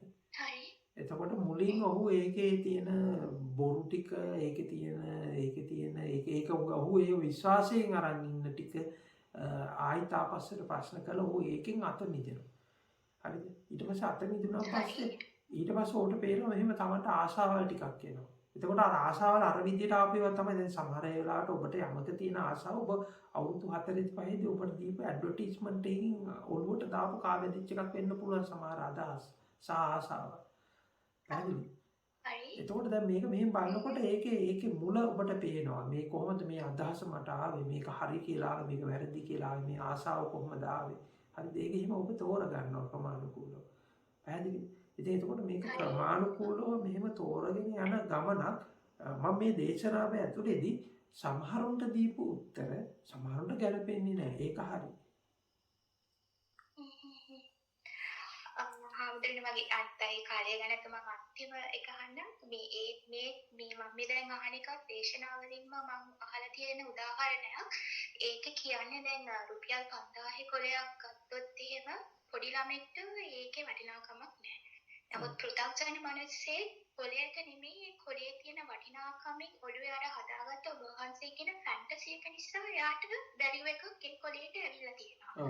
රහතන් වහන්සේ කෙනෙක් ඒ කොලේ දැක්කොත් එහෙම රහතන් වහන්සේට තියෙන අර කුඩා ළමයාගේ හැඟීම කියන එක තමයි අර ඒ දේශනාවෙන් ආවේ. මට තියෙන ප්‍රශ්නේ තමයි හාමුදුරනේ හරි. දැන් අපිට ඒකට වැලියු එකක් ඉන්නේ අපි ඔළුවෙන් හදාගත්ත සංකල්ප ගොඩක් ඉඳලා. හැබැයි රහතන් වහන්සේට ඒකට වටිනාකමක් එන්නේ නැද්ද? එහෙම එන්නේ නැත්නම් මට ඒක හිතන්න අමාරුයි. පළවෙනි එක තමයි රහතන් වහන්සේ ගැන හොයන්න එපා. මොකද රහතන් වහන්සේ හොයනකොට ඔබ බාහිරින් ඉන්න පුද්ගලයෙක් කියන්නේ හොයන්නේ. එහෙම නැතුව ඔබේ ස්වභාවය අවබෝධ කරගන්න. තමන්ගේ ඇතුලේ ස්වභාවය. මම අහන්නේ thought process එක. ඔව් එතකොට දැන් මෙන්න දැන් මම මේකට මම මේ කියන්නේ විජේතිප්ප දේශනාව මම මේකට උත්තරයක් දුන්නා. ඔබ ප්‍රශ්න මා තමයි ඇහුවේ. ඒ කියන්නේ දැන් මෙහෙම හිතන්නකෝ පොඩි ළමයි ටිකක් සෙල්ලම් පොලක් දාලා තියෙනවා. හරිද? සෙල්ලම් පොලක් හරිද? සෙල්ලම් පොලේ ඒගොල්ලෝ මුදල් විදියට අරගෙන තියෙන කොස්කොල. හරිද? දැන් එතකොට කොස්කොල තමයි මුදල්. හරිද? එතකොට දැන් පොඩි ළමයින්ගේ හිත ඇතුලේ කොස්කොල වලට වටිනාකමක් දැන් ඒගොල්ලෝ සම්මත කරගත්තා. දැන් කට්ටිය එකතු වෙලා සම්මත කරගත්තා. එතකොට ඒ සම්මතයේ ඇතුලේ කොස්කොලේට වටිනාකමක් තියෙනවද නැද්ද? තියෙනවා. හරි. තියෙනවා. හරි. එතකොට මේ ළමයි ටික තාත්තට කතා කරනවා. හරිද? තාත්තට කතා කරන සෙල්ලමට එකතු වෙනවා. තාත්තා සෙල්ලමට එකතු වෙනවා. තාත්තා එතකොට වෙලෙන්දෙක් කි විදියට එකතු වෙනවා. හරිද? තාත්තා වෙලෙන්දෙක් විදියට එකතු වෙනවා. එතකොට අපි හිතමු මේ මොනවාද මේ තාත්තා මේ පොඩේ තාත්තා මේ විකුණන්නේ එළවලු කියලා තාත්තා විකුණන්නේ මොන හරි කොළ කෑලි ටිකක් එහෙම අරගෙන මේ ගස්වල කොළ ටිකක් අරගෙන ඒ ටික තමයි විකුණන්නේ. හරිද? ඒකට දැන් තාත්තා වෙලෙන්ද. ඒකට තාත්තා දැන් වෙලෙන්ද කියන එකට ආරෝපණය වුණා තාත්තා. හරිද? තේරෙනවා හොඳට කියන්නේ කොට තේරෙනවා. එතකොට තාත්තා වෙලෙන්ද කියන එකට ආරෝපණය වුණා. තාත්තා එතකොට අර සල්ලි දැන් දුන්නපස් තාත්තා කියන්නේ ওই කොස්කොලයක් කියලා. තාත්තා කියන්නේ ওই සල්ලි. හරි. එතකොට දැන් එයා තාත්තත් නෙමෙයි දැන්. ඊළඟට කවුද? මම වෙලෙන්ද. හරි. මම වෙලෙන්ද කියන එකට ආරෝපණය වුණා. කොස්කොලේ නෙමෙයි සල්ලි. ඊට පස්සේ දැන් ඒ සෙල්ලම ඉවරයි. ඊළඟට දැන් මොකද තාත්තා කියන එකට ආරෝපණය වුණා. හරිද? දැන් එතකොට අර රුපියල් 5000 කොලේ අරන් ගිහලා කඩේට බඩු ගන්න යනවා. හරිද? එතකොට දැන් බඩු ගන්න යනකොට දැන් ඒකට ආරෝපණය වුණා. මේක කොළ කෑල්ලක් කියලා ඉන්නෙත් නෑ. මේ කොළ කෑල්ලක් මේකේ වටිනාකමක් නැහැ කියලා එහෙම එතන පිස්සුවක් නටන්නෙත් නෑ. මෙතන මේ කොස් කොලයක් මෙහෙම කියලා එහෙම පිස්සුවක් නටන්නෙත් නෑ. තේරුණාද? ඒක පිස්සු නටන එකයි අවබෝධ කරගන්න එකයි දෙක.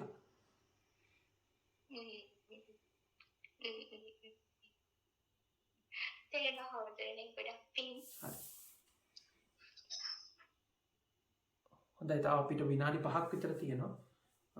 තව ප්‍රශ්න තියෙනවද?